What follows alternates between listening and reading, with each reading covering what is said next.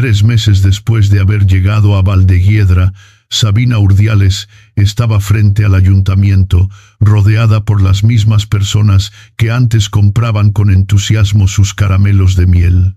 El hombre del abrigo negro de paño, llegado desde Valladolid, levantó la mano y la señaló directamente al rostro, con una voz tan serena que resultaba aterradora. Esta mujer tomó el dinero de mi madre y después huyó. Nadie dijo una palabra. Los paquetes de caramelos decorados con una abeja que llevaba sombrero seguían sobre el mostrador, pero las manos que estaban a punto de tomarlos se retiraron lentamente. En la casa de piedra de la ladera, el viejo abrigo de Sabina todavía colgaba junto a la puerta. Oculto entre 2 capas de tela desgastada, había un secreto que la mujer fallecida no había alcanzado a revelar. 3 meses antes, durante una tarde de finales de septiembre de 1956, el último carruaje del día se detuvo junto a la plaza de Valdeguiedra. Sabina bajó con una vieja maleta, un abrigo grueso sobre el brazo y unas pocas monedas atadas en la esquina de un pañuelo. Antes de que el carruaje se marchara, permaneció mirando el camino polvoriento que quedaba a sus espaldas, como si quisiera asegurarse de que no cambiaría de opinión. En Valladolid ya no quedaba trabajo para ella. La carta de Águeda Castañón, en la que le prometía un puesto en el taller de costura, era la única oportunidad que Sabina había recibido después de muchos meses de rechazos. Encontró la dirección escrita en la carta al final de una calle estrecha. Sin embargo, detrás de la puerta no se escuchaba el ruido de las máquinas de coser, el sonido de las tijeras cortando tela, ni las conversaciones de las trabajadoras. La entrada del taller estaba cerrada con una cadena oxidada. Las 2 ventanas estaban cubiertas de polvo y el interior permanecía completamente oscuro. En la pared había 3 avisos de cobro cuya tinta se había borrado con la lluvia. La panadera del otro lado de la calle observó la carta que Sabina sostenía y soltó un suspiro. Le explicó que Águeda había abandonado el pueblo casi 2 semanas antes, después de que el taller quebrara. Las últimas trabajadoras también habían recogido sus pertenencias y regresado a sus lugares de origen. Llegó demasiado tarde, le dijo, sin malicia, pero sin tener nada más que ofrecerle. Sabina dobló cuidadosamente la carta, la guardó en la maleta y salió a buscar empleo. La posada no necesitaba más personal porque la temporada de comercio ya había terminado. La panadería buscaba a alguien que tuviera familiares en el pueblo para que respondieran por ella. Una familia necesitaba una empleada doméstica, pero no quería entregar las llaves de su casa a una desconocida que no llevaba una carta de recomendación. Sabina se limitó a decir que el taller de costura le había prometido trabajo, pero que ya no existía. No explicó por qué había dejado Valladolid, ni mencionó los rumores que habían provocado que allí todas las puertas se cerraran una tras otra. Cuando las campanas de la iglesia anunciaron la llegada de la noche, Sabina contó el dinero que le quedaba bajo la lámpara situada frente a la posada. No era suficiente para pagar una habitación. Tampoco alcanzaba para comprar un pasaje de regreso a la ciudad.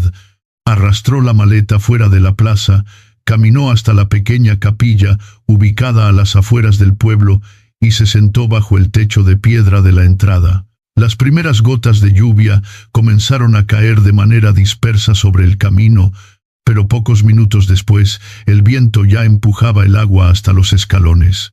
Sabina colocó la maleta junto a la pared y la cubrió con el abrigo. Cruzó los brazos sobre el pecho y contempló la cortina de lluvia que volvía blancos los campos secos. Lo que la agotaba no era solamente el frío.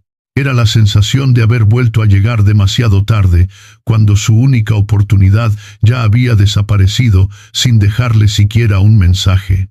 El sonido de unas ruedas avanzando sobre el barro llegó desde la dirección de la plaza. Lisandro Cebrián regresaba en su carruaje después del mercado. A su lado viajaba Mencía, su nieta de 10 años.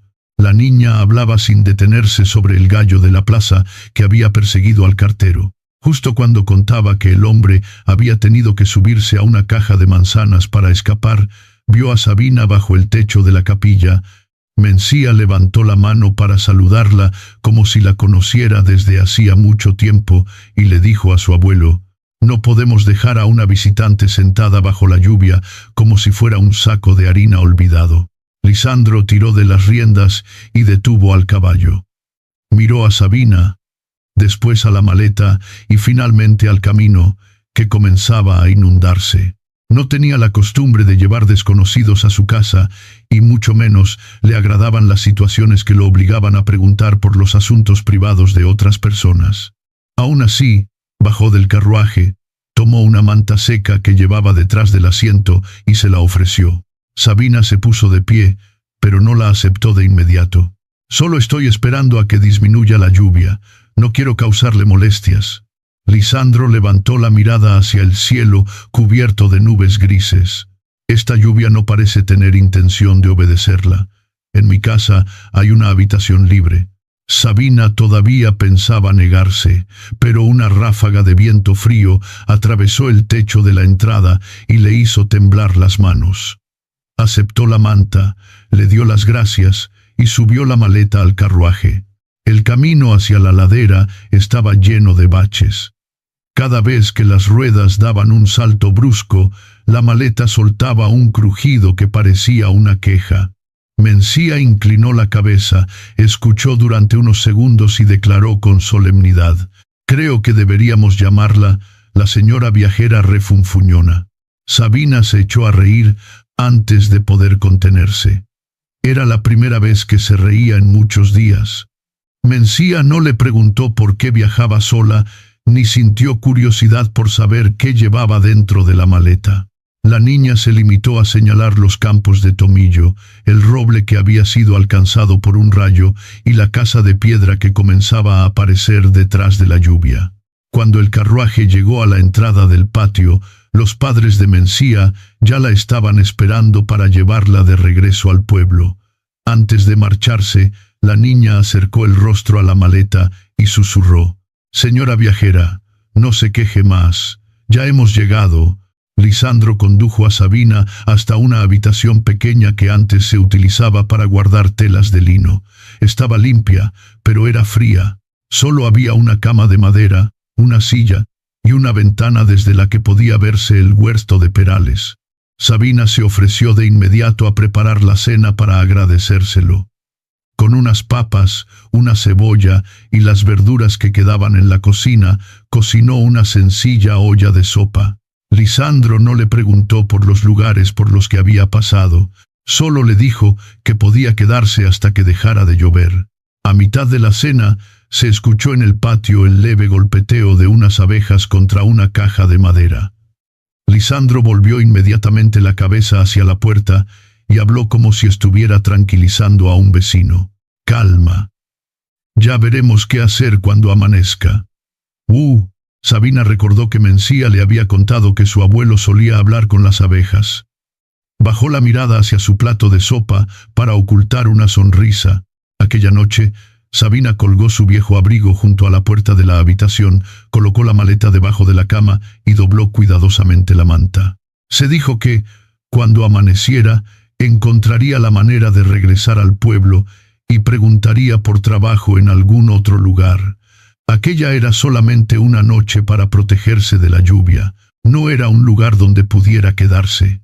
A la mañana siguiente, Sabina despertó cuando detrás de la ventana apenas se extendía una delgada franja de luz sobre las colinas. Dobló la manta, alisó la sábana y volvió a ponerse el vestido, cuyo borde todavía estaba un poco húmedo.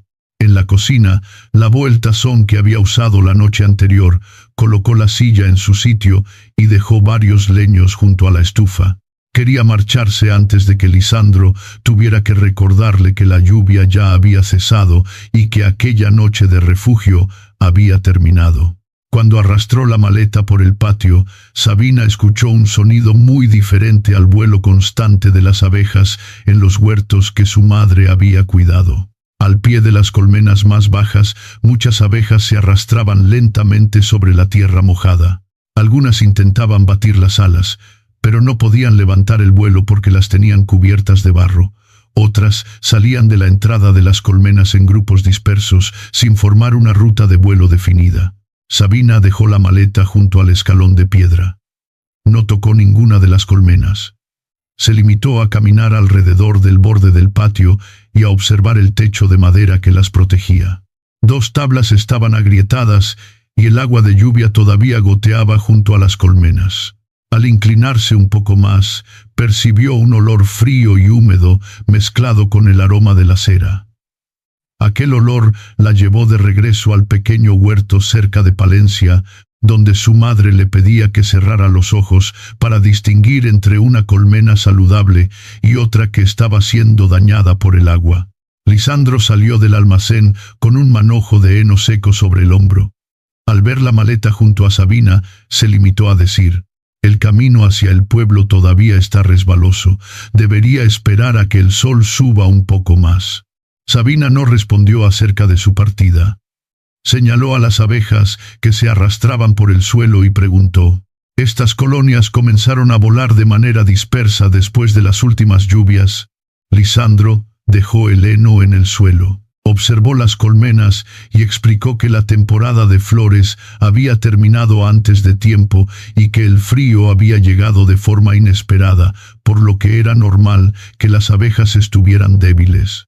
Según su experiencia, bastaría con que regresara el sol durante algunos días para que se recuperaran por sí mismas. Sabina se acercó a una de las colmenas más bajas, aunque mantuvo cierta distancia. «Mi madre criaba algunas colonias. El olor del interior no parece deberse solamente a la falta de alimento. Es posible que haya entrado agua en las colmenas». La mirada de Lisandro se volvió cautelosa de inmediato. Las colmenas eran su posesión más valiosa y también la última parte de su trabajo que permanecía intacta desde los años en que su esposa todavía vivía. Le preguntó a Sabina cuántas colonias había cuidado. Ella respondió con sinceridad que nunca había tenido una propia, pero que durante muchos años había ayudado a su madre a revisar las colmenas, cambiar la cera y preparar el alimento. Lisandro observó a las abejas que se arrastraban por el suelo y después miró las tablas agrietadas del techo. Sabina no intentó convencerlo con grandes promesas. Solo le propuso: «Revisemos las 3 colmenas más débiles. Si estoy equivocada o la situación empeora, me detendré y me marcharé hoy mismo». Aquella prudencia hizo que Lisandro permaneciera en silencio durante un largo momento. Finalmente, sacó sus herramientas, le entregó a Sabina un viejo velo protector y abrió la primera colmena. En cuanto levantó la tapa, salió una corriente de aire frío y húmedo. Algunos marcos tenían manchas de cera descolorida, la madera interior aún conservaba agua y las reservas de miel eran mucho menores de lo que Lisandro había imaginado. En la segunda colmena, el moho ya había aparecido en una esquina de uno de los marcos. La tercera todavía no estaba gravemente dañada, pero una de sus bases se había hundido en la tierra, haciendo que la estructura quedara inclinada y que el agua de lluvia se acumulara en un extremo. Lisandro dejó de afirmar que las colonias se recuperarían por sí solas. Solo preguntó ¿qué debían hacer primero? Sabina propuso trasladar los marcos que todavía estaban sanos a colmenas secas, separar la cera dañada y elevar las estructuras para alejarlas del suelo. Mezcló una pequeña cantidad de miel con agua tibia para complementar el alimento, procurando no preparar demasiado porque temía aumentar aún más la humedad. Mientras ella revisaba los marcos uno por uno, Lisandro reemplazó las bases, colocó piedras debajo y retiró las tablas agrietadas del techo. Al mediodía, Sabina encontró un viejo cuaderno en el almacén. Anotó el estado de cada colonia, la cantidad de marcos trasladados, el alimento añadido y la fecha de la siguiente revisión. Después, utilizó un trozo de carbón para numerar las 3 colmenas. En cuanto Lisandro vio los números, frunció el ceño. «Llevo casi 20 años criando abejas, recuerdo cada colonia. Poco después le pidió a Sabina que trajera más marcos de la colmena que está cerca del peral. Ella miró alrededor del patio y preguntó con tranquilidad: ¿de cuál peral? Lisandro levantó la mano para señalarlo, pero se detuvo. Frente a la casa había 3 perales y 4 colmenas que podían considerarse cercanas a ellos. Permaneció en silencio un momento y después dijo: a las abejas no les importa si tienen un número o no. Sabina continuó escribiendo en el cuaderno: no las número para que las abejas estén contentas. Las número para que las personas se equivoquen menos. Lisandro no respondió, pero tampoco borró los números. Aquella misma tarde, él mismo escribió un 4 sobre otra colmena, aunque el trazo de carbón era tan grande que Sabina podía verlo desde la puerta de la cocina. 3 días después, la ruta de vuelo frente a la primera colmena comenzó a ser más regular. Las abejas obreras salían en una dirección definida y regresaban transportando el polen de las últimas flores de la temporada. Mencía pasó por allí después de la escuela acompañada por su madre. La niña permaneció fuera de la cerca y volvió a colocar varias piedras en las que había dibujado flores. Dijo que servirían para ayudar a las abejas a recordar el camino de regreso. Después se marchó alegremente con su madre hacia el pueblo, mientras Lisandro y Sabina continuaban trabajando. Al 5.º día, el moho no se había extendido a los marcos nuevos. Lisandro revisó cada colmena durante mucho tiempo. Después entró en el almacén y sacó un par de guantes en mejores condiciones que los que Sabina estaba usando. Los dejó sobre la mesa y dijo: las 3 colmenas están mejor. Mañana continuaremos con las demás. Sabina observó los guantes y después miró el cuaderno, en el que ya habían aparecido varios números escritos con la torpe caligrafía de Lisandro. Aquella noche, la maleta permaneció debajo de la cama. Sabina todavía no había sacado toda su ropa, pero por primera vez desde que llegó a Valdehiedra, no dejó todo preparado para marcharse a la mañana siguiente.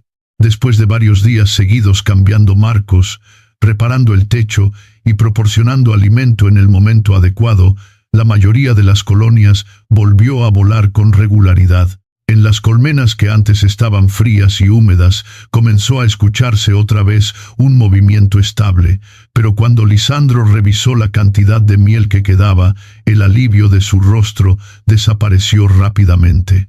La temporada de flores había terminado antes de tiempo.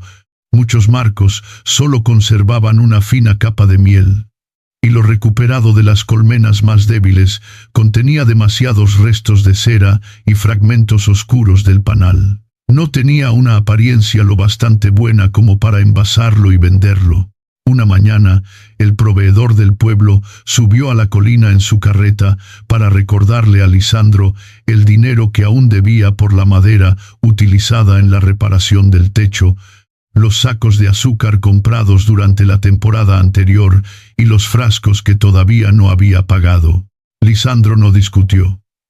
Sacó el viejo cuaderno, sumó las cifras una y otra vez y prometió pagar una parte después del siguiente mercado. Sabina estaba ordenando los marcos de madera en el almacén.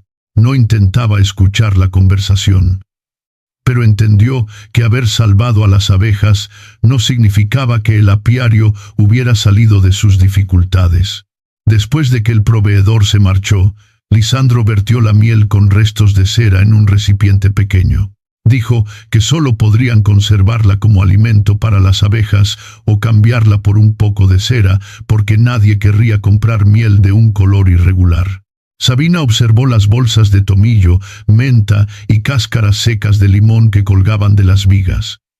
El aroma de las hierbas le recordó la cocina de su madre cerca de Palencia, donde las últimas cosechas de miel de la temporada se convertían en caramelos en lugar de desperdiciarse. Propuso utilizar aquella miel para preparar caramelos de hierbas. Lisandro la miró como si acabara de escuchar una idea demasiado extraña. Dijo que la gente de la región compraba la miel en frascos para mezclarla con agua caliente o preparar pasteles, y que nadie pagaría por unos pequeños trozos de azúcar con olor a hierba. Sabina no discutió. Solo le preguntó si prefería dejar aquella miel en el almacén hasta que se echara a perder o darle otra oportunidad. Lisandro permaneció en silencio durante un momento y después se dirigió al rincón más oscuro del almacén. Sacó una vieja olla de cobre cubierta de polvo, la dejó frente a Sabina y dijo: «Puede intentarlo, pero no use todo el azúcar que queda. Todavía no estoy preparado para alimentar a las abejas con promesas». Sabina lavó la olla, filtró la miel y la puso al fuego con agua y tomillo. Recordaba la receta de su madre, pero ya no sabía con exactitud cuánta agua debía utilizar ni en qué momento tenía que retirar la olla del fuego. El primer intento tenía un aroma agradable, pero no se endureció. Cuando trató de envolver los caramelos, se pegaron al papel como si fueran engrudo. Lisandro tomó uno de los paquetes, intentó abrirlo durante un largo rato y comentó que quizá acababan de inventar una clase de pegamento para el invierno. El segundo intento se endureció demasiado rápido. Los caramelos quedaron transparentes y bonitos, pero eran tan duros que Sabina no podía cortarlos de manera uniforme. Lisandro tomó uno, intentó morderlo y lo dejó nuevamente sobre la bandeja sin decir nada. Sabina le preguntó qué le parecía el sabor. Él se frotó la mandíbula y respondió: «Este puede durar más tiempo que nosotros dos». Sabina se echó a reír. Lisandro también comenzó a reír, primero con un sonido breve y después con una carcajada poco habitual que resonó en una cocina que llevaba muchos años en silencio. Los fracasos dejaron de hacer que Sabina sintiera que estaba desperdiciando los ingredientes de otra persona. Anotó la cantidad de agua, la intensidad del fuego y el tiempo de cocción. Después comenzó a modificar cada medida poco a poco, en lugar de seguir calculando por intuición.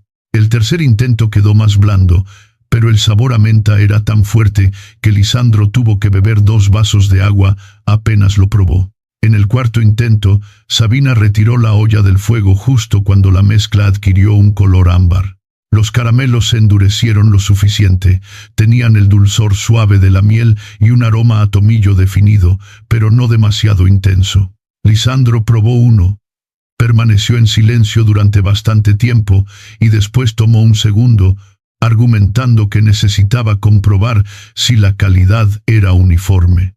Lisandro construyó para Sabina una pequeña mesa junto a la ventana para que tuviera un lugar donde cortar y envolver los caramelos. Cuando ella se lo agradeció, él aseguró que aquella madera había sobrado y que, si no la utilizaban, solo ocuparía espacio en el almacén. Sin embargo, dedicó toda la tarde a lijar cada borde y a ajustar las patas para que la olla de cobre no quedara inclinada. Sabina envolvió los caramelos en papel encerado, ató cada paquete con un hilo fino y junto a Lisandro llevó 2 canastas al mercado del domingo. Los primeros clientes compraron únicamente por curiosidad. Un pastor eligió un paquete de tomillo para llevarlo durante el camino. Cerca del mediodía regresó para comprar 3 paquetes más y comentó que sentía la garganta mejor después de dejar disolver uno de los caramelos en la boca. Otro anciano volvió con expresión molesta y se quejó de que su esposa se había comido todo el paquete antes de que él pudiera probarlo. Después de decirlo, compró en secreto 4 paquetes más, los escondió debajo de la paja de su canasta y le pidió a Sabina que no se lo contara a nadie. Al terminar el mercado, las 2 canastas estaban vacías. Sabina utilizó una parte del dinero para comprar harina y azúcar. Cuando regresaron a la casa, dejó el resto sobre la mesa y le dijo a Lisandro que podía descontar el costo de la comida y del alojamiento de los últimos días. Él empujó el dinero hacia ella y le recordó que su ayuda para salvar las colonias había valido mucho más que algunos platos de sopa y una habitación pequeña. Sabina no aceptó aquella negativa como un acto de caridad. Propuso que, a partir del día siguiente, se encargaría de preparar los caramelos, llevar las cuentas, comprar los ingredientes y realizar una parte de las tareas de la casa a cambio de alojamiento hasta que encontrara otro camino. Lisandro reflexionó y después asintió. El acuerdo no quedó escrito en ningún papel, pero ambos comprendieron que aquello ya no era compasión hacia una mujer que se había quedado sin rumbo. Mientras Sabina lavaba la olla de cobre, Lisandro se detuvo en la puerta de la cocina, observó los restos de papel encerado que quedaban sobre la mesa y preguntó: «¿Mañana por la mañana puede preparar 2 tandas más?» Sabina se volvió para mirarlo. Era una pregunta sencilla, pero por primera vez su permanencia en la casa de la colina ya no se medía por la cantidad de noches transcurridas. Se medía por el trabajo que la esperaba al día siguiente. Después de varios mercados, los paquetes de caramelos de miel comenzaron a aparecer en más lugares. El dueño de la posada colocó los de tomillo en la sala para que los viajeros pudieran tomarlos cuando sintieran molestias en la garganta. El boticario pidió más caramelos de menta y un carretero que cruzaba con frecuencia la zona montañosa encargó varios paquetes para un viaje largo. Aunque cada vez más personas preguntaban por ellos, Sabina no se apresuró a preparar grandes cantidades. Anotaba con claridad cada pedido, los paquetes vendidos y la cantidad de miel y azúcar utilizada. Solo añadía una nueva tanda cuando un cliente regresaba por segunda vez. Lisandro todavía no estaba acostumbrado a esa manera de calcular.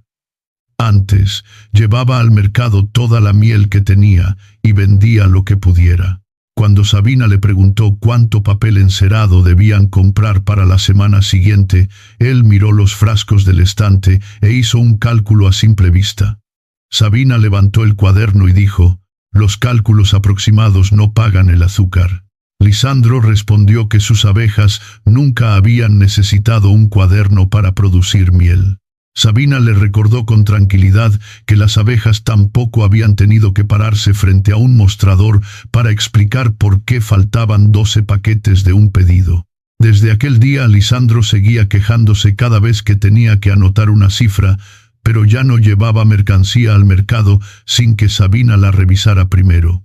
La preparación de los caramelos fue adquiriendo un ritmo estable, pero cortar el papel, envolver cada pieza y atarlas en pequeños paquetes requería mucho más tiempo del que Sabina había imaginado.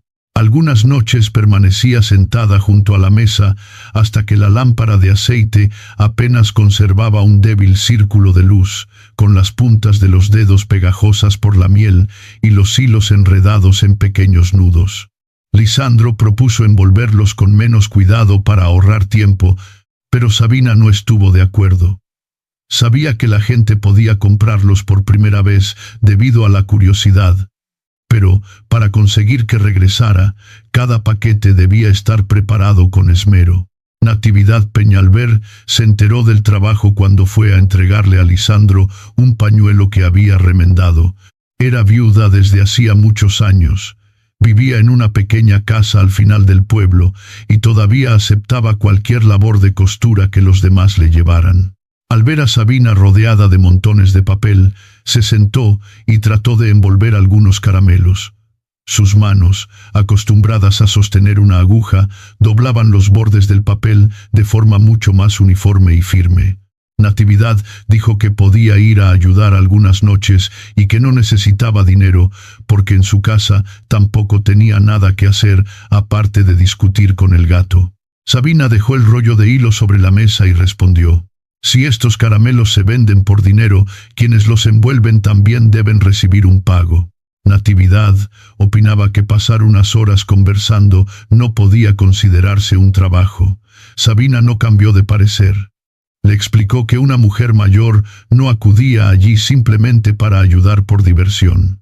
Su buena vista, la habilidad de sus manos y su tiempo tenían valor. Si el negocio todavía no producía suficiente para pagarle, Sabina prepararía menos caramelos en lugar de aceptar trabajo gratuito. Natividad la observó durante un largo momento y finalmente asintió. Al día siguiente invitó a otras 2 mujeres mayores del pueblo. Una cortaba el papel con una rapidez sorprendente. La otra apretaba tanto los nudos que Lisandro intentó desatarlos durante un largo rato y les preguntó si estaban envolviendo caramelos o amarrando una silla de montar. Ninguna se ofendió. Natividad se limitó a responder que, si él comía más despacio, tendría tiempo suficiente para deshacer los nudos. Sabina abrió un cuaderno separado en el que anotaba la cantidad de paquetes terminados por cada mujer, el pago correspondiente y la fecha en que debía entregarlo. Natividad revisaba cada línea con atención, no porque desconfiara de Sabina, sino porque estaba demasiado acostumbrada a escuchar que primero debía trabajar y que ya harían las cuentas después. Al terminar la primera semana, Sabina le pagó exactamente la cantidad anotada.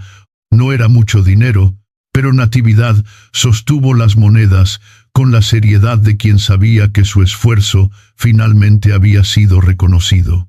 Desde entonces, la cocina adquirió un nuevo ritmo de vida. Por las mañanas, Sabina cocinaba la miel y separaba cada tanda según su sabor. Lisandro cuidaba las colmenas, transportaba los pedidos y reparaba objetos que llevaban muchos años dañados, aunque hasta entonces siempre había asegurado que todavía podían utilizarse. Por las tardes, el sonido de las tijeras cortando papel, el hilo deslizándose sobre la mesa y las historias del pueblo llenaban la casa de piedra. Natividad no desperdiciaba palabras, pero cada vez que Lisandro aparecía con un estante nuevo, le preguntaba cuánta madera sobrante quedaba todavía en su almacén, porque todos los días aparecía algún mueble más. Una tarde, Mencía llegó acompañada de su madre. La niña llevaba una hoja de papel con el dibujo de una abeja redonda como una papa, con las alas de diferente tamaño y una mancha negra sobre la cabeza. Mencía dejó el dibujo sobre la mesa y explicó que era la abeja de la suerte, encargada de proteger las tandas de caramelos para que no volvieran a quedar duras como piedras. Lisandro observó el dibujo y comentó: «Nunca había visto una abeja tan gorda». Sabina inclinó la hoja y respondió: «Quizá sus abejas han comido demasiada miel». Mencía se rió hasta que se le puso roja la cara. Antes de que anocheciera, regresó al pueblo con su madre y dejó el dibujo sobre la mesa. Sabina recortó la figura de la abeja para convertirla en un pequeño sello y comenzó a copiarla sobre los papeles de los envoltorios. La mancha de tinta sobre la cabeza hizo que los compradores creyeran que llevaba un sombrero. Poco después, todos comenzaron a llamar al producto los caramelos de la abeja con sombrero. Lisandro consideraba que el nombre no era suficientemente serio. Decía que la apicultura era un oficio que exigía experiencia, paciencia y conocimiento del clima, y que no podía estar representado por una abeja con forma de papa. Sin embargo, en cuanto el dueño de la posada hizo un pedido grande porque a sus huéspedes les gustaba el dibujo, Lisandro afirmó de inmediato que se trataba de una decisión comercial cuidadosamente estudiada. Natividad levantó la mirada del montón de papeles y preguntó: «¿Quién la estudió?». Lisandro fingió no haberla escuchado y llevó las canastas de caramelos envueltos hasta la carreta. Al terminar el día, cuando la cocina volvió a quedar en silencio, Sabina vio que el dibujo de Mencía estaba colgado junto a la puerta. Pensó que Lisandro lo quitaría porque estaba inclinado hacia un lado y no combinaba en absoluto con su obsesión por mantener todo ordenado. Sin embargo, Lisandro solo tomó un martillo, colocó otro clavo en una esquina del papel y lo enderezó. Él no dijo nada, y Sabina tampoco preguntó. Desde aquel día, la abeja con sombrero permaneció sobre la puerta, como una pequeña señal de que la casa donde antes solo se escuchaban el viento y las abejas había comenzado a llenarse también de voces humanas. Lisandro fue adquiriendo una costumbre que se negaba rotundamente a reconocer. Cada vez que Sabina sacaba una bandeja de caramelos del molde, él entraba en la cocina justo en ese momento, se detenía junto a la mesa y buscaba las piezas deformes, agrietadas o de color irregular. Decía que los productos defectuosos no podían venderse, así que lo mejor era retirarlos de inmediato. Al principio, Sabina creyó que era solo su manera de controlar la calidad. Pero después de varias semanas, Notó que siempre aparecían más caramelos deformes cuando Lisandro estaba en la cocina. Una mañana, Sabina vertió con cuidado porciones iguales de miel, de modo que todos los caramelos de la bandeja quedaron tan redondos que no había ni uno torcido. Lisandro los observó durante largo rato y buscó con la mano por todos los rincones, pero no encontró nada que pudiera descartar. «¿Hoy está decepcionado porque no salió ninguno defectuoso?», preguntó Sabina. Lisandro no respondió. Presionó suavemente con el dedo uno de los caramelos que todavía estaba tibio, dejándole una pequeña hendidura, y dijo con total tranquilidad: «El control de calidad siempre es necesario». Después tomó el caramelo y salió al patio antes de que Sabina pudiera recordarle que él mismo acababa de deformarlo. Los cambios en la casa no llegaron a través de las palabras. Durante los días de viento frío, Sabina siempre encontraba un manojo de leña seca junto a la estufa antes de levantarse. Cuando la maleta continuó crujiendo cada vez que la sacaba, Lisandro retiró el cierre oxidado, reparó las bisagras y aseguró que aquel ruido distraía a las abejas del patio. También construyó un estante para que los frascos de menta, tomillo y cáscaras de limón dejaran de ocupar toda la mesa. Como siempre, explicó que solo estaba aprovechando la madera sobrante del almacén. Sabina tampoco hablaba demasiado de las cosas que hacía. Remendó los guantes de apicultura que estaban rotos en el pulgar, arregló el cuello del abrigo de Lisandro y reemplazó los botones que estaban a punto de caerse. Cada vez que horneaba pan, dejaba la parte más crujiente en el plato de él y decía que no le gustaba. Lisandro nunca la vio dejar otro pedazo crujiente, pero no hizo preguntas.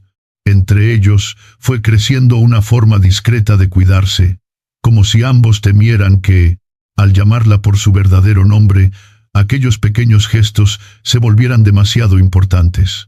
El dinero que Sabina ganaba con los caramelos le permitió ahorrar una cantidad suficiente. Una tarde, después del mercado, regresó y dijo que había encontrado una habitación pequeña en el pueblo. La renta era baja, quedaba cerca de la plaza y facilitaría las entregas. Sabina explicó que no podía quedarse para siempre en la casa de Lisandro, especialmente ahora que el trabajo era más estable y que la antigua habitación del lino nunca había sido preparada para que alguien viviera allí durante mucho tiempo. Lisandro estaba reparando un marco de colmena cuando dejó el martillo sobre la mesa. Preguntó cuál era la dirección de la habitación, y enseguida afirmó que aquel lugar era demasiado húmedo en invierno. Tenía el techo bajo y quedaba lejos del pozo. Sabina le recordó que estaba en pleno pueblo, a pocos pasos del agua. Lisandro añadió entonces que el propietario nunca cobraba la leña con claridad y que la ventana daba directamente hacia el viento. Sabina lo miró y preguntó: ¿alguna vez ha entrado en esa habitación? Lisandro bajó la cabeza para recoger un clavo de la mesa. No hace falta entrar para saber que un techo bajo sigue siendo un techo bajo. Sabina no discutió. Solo dijo que lo pensaría durante algunos días. A la mañana siguiente, cuando abrió la puerta de su habitación, encontró un perchero nuevo sujeto firmemente a la pared. La madera todavía era clara, señal de que había sido trabajado durante la noche. Lisandro pasó frente a la puerta y dijo que era un lugar para colgar herramientas, porque antes la habitación no tenía suficiente espacio para guardarlas. Sabina tomó su viejo abrigo, lo colgó en el perchero y alisó la tela desgastada. Creo que esta herramienta se quedará un poco más de tiempo. Lisandro se limitó a asentir, pero durante toda aquella mañana numeró mal 2 colmenas y tuvo que corregirlas en el cuaderno. Durante los días siguientes, el ritmo de vida en la casa de la ladera se volvió cada vez más familiar. Sabina preparaba los caramelos, revisaba las cuentas y organizaba los pedidos. Lisandro cuidaba las abejas, transportaba la miel y siempre aparecía justo cuando alguna bandeja podía presentar defectos. Natividad y las otras 2 mujeres continuaban llegando por las tardes para envolver los productos. Las conversaciones El sonido de las tijeras cortando papel y el aroma de la miel caliente hacían que la cocina ya no pareciera un lugar donde el tiempo se había detenido. Durante una entrega en el pueblo, Sabina estaba anotando la cantidad de caramelos necesarios para la semana siguiente, cuando un comerciante de Valladolid se acercó al puesto. El hombre miró el nombre escrito en la página y lo leyó lentamente. Sabina Urdiales. La mano con la que Sabina sostenía la pluma se detuvo. El comerciante observó con atención su rostro y preguntó: ¿Usted trabajó para la familia Alvear en Valladolid? Sabina cerró el cuaderno de inmediato. Respondió que la había confundido con otra persona y se volvió para ordenar los paquetes de caramelos, aunque ya estaban perfectamente acomodados. El hombre no preguntó nada más. Solo asintió, pagó la mercancía y se marchó. Sin embargo, su última mirada dejó claro que aquel nombre le había recordado alguna historia. Desde ese día, cada ruido de ruedas desconocidas en el camino hacia la colina hacía que Sabina interrumpiera su trabajo. Miraba por la ventana varias veces al día, revisaba el cerrojo antes de acostarse y llevó su abrigo desde la cocina hasta la habitación. La maleta, que antes permanecía escondida al fondo, debajo de la cama, fue colocada más cerca, en un lugar donde podía alcanzarla con solo agacharse. Lisandro se dio cuenta de todo. No le preguntó qué había dicho el comerciante, ni la obligó a contar algo para lo que todavía no estaba preparada. Simplemente comenzó a abrir la reja del patio más tarde por las mañanas y a cerrarla más temprano al anochecer. 2 semanas transcurrieron en medio de aquel silencio, el tiempo suficiente para que el comerciante regresara a Valladolid y mencionara el nombre de Sabina Urdiales en una posada. El tiempo suficiente para que la historia llegara hasta alguien que había trabajado para la familia Alvear. Y también el tiempo suficiente para que la noticia finalmente llegara a oídos de Anselmo Orduña. Aquella tarde, Sabina estaba junto a la ventana cuando vio un automóvil negro avanzando por el camino al pie de la colina. No siguió de largo como los vehículos de reparto habituales. Redujo la velocidad y giró lentamente hacia Valdehiedra. Sabina apretó con fuerza el borde de la cortina.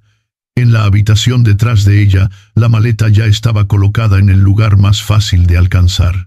Quizá lo que más me hace reflexionar hasta este momento no es que Sabina haya logrado salvar las colmenas ni que vendiera todas las primeras canastas de caramelos, sino la manera en que siempre se preparaba para marcharse justo cuando comenzaba a sentir que pertenecía a algún lugar. Una persona que ha sido juzgada injustamente muchas veces deja de temerle a las dificultades. Lo que realmente teme es el momento en que los demás descubren su pasado y cambian la forma en que la miran.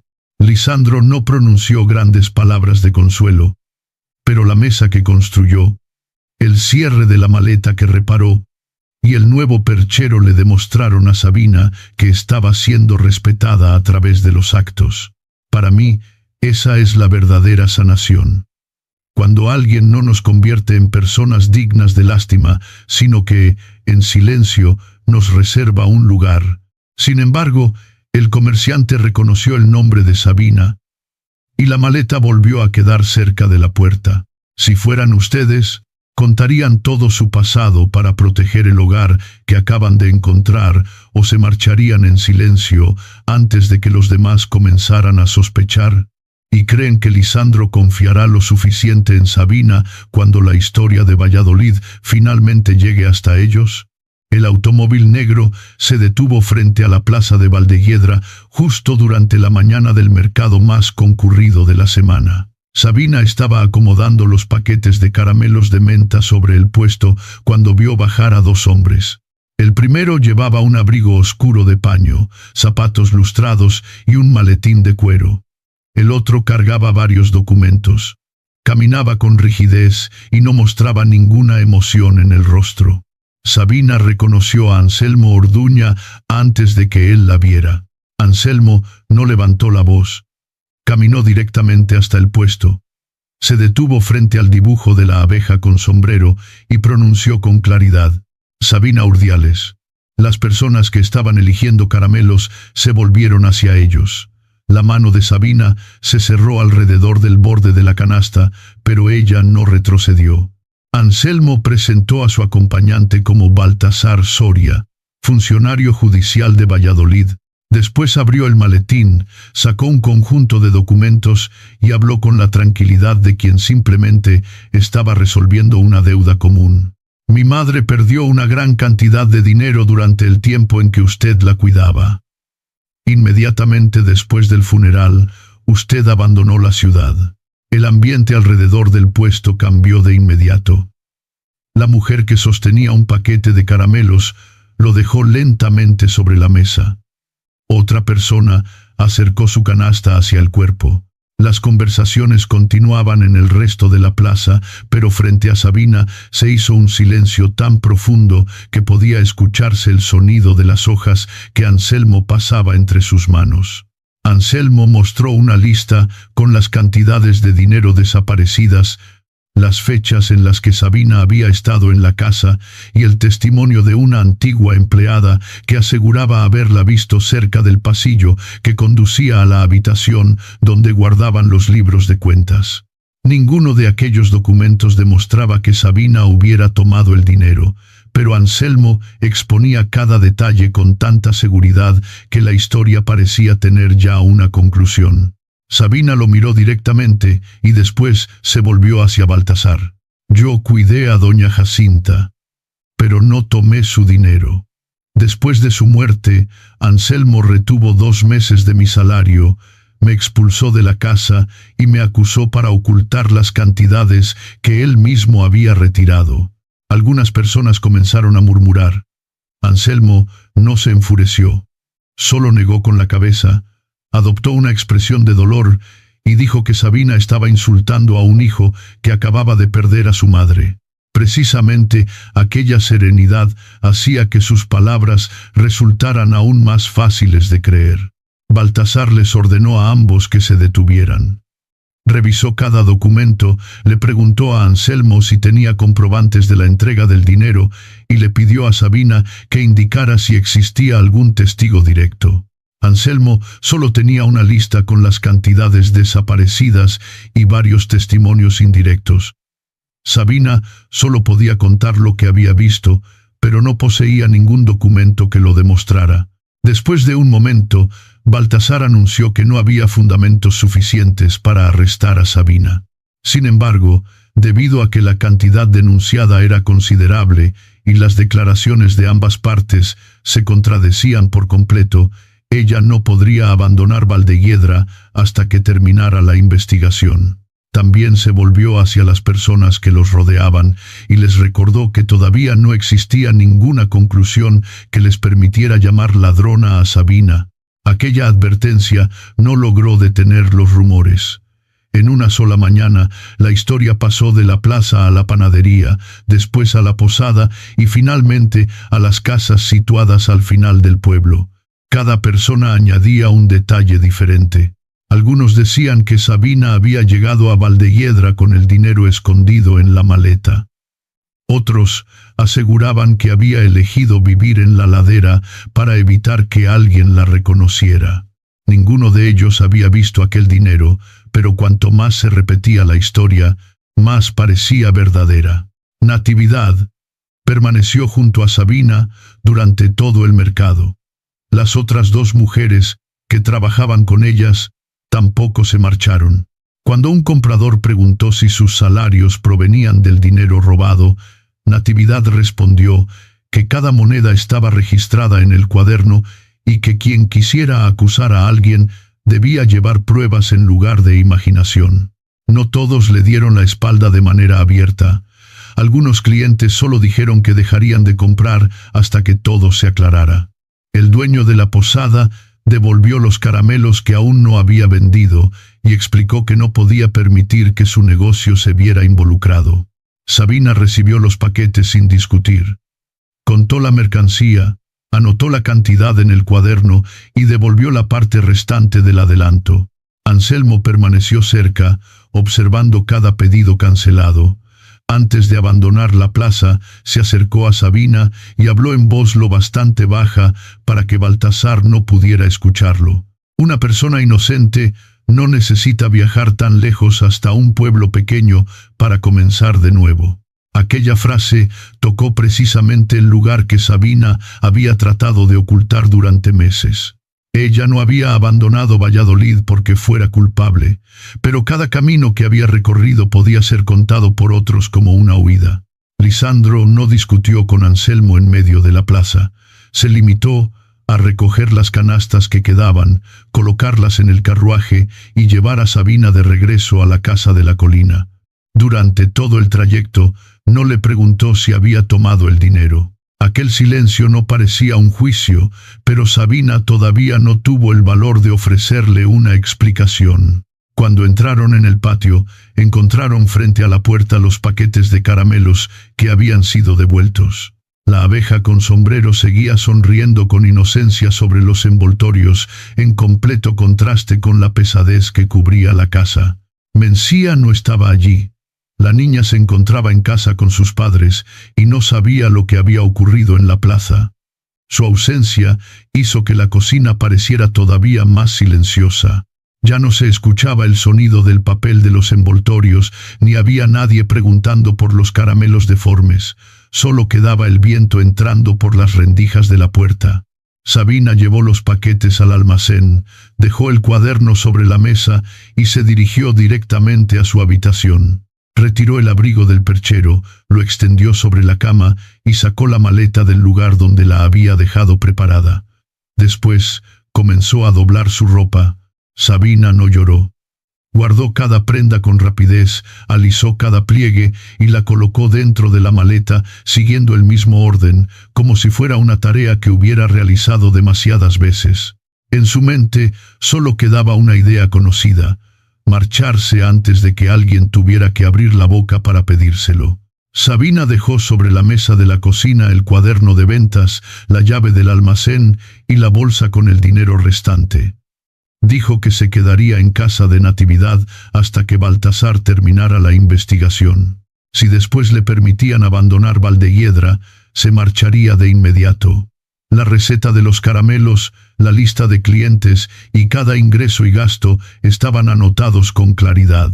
Lisandro solo tendría que seguir las instrucciones para que el trabajo continuara sin llevar su nombre.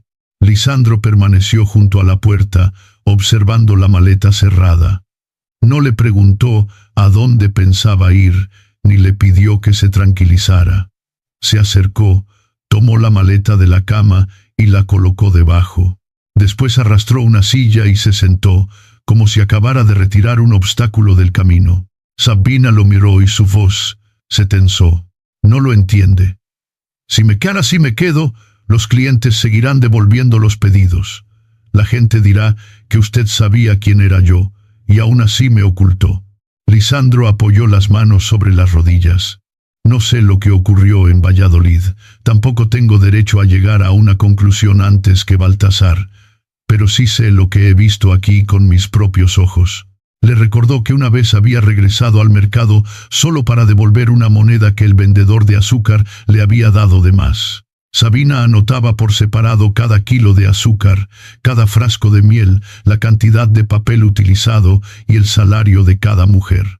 El primer día que encontró débiles a las colonias, no abrió ninguna colmena por su cuenta, sino que esperó hasta recibir su permiso. Incluso antes de utilizar la miel con restos de cera, que casi no tenía valor, le había preguntado.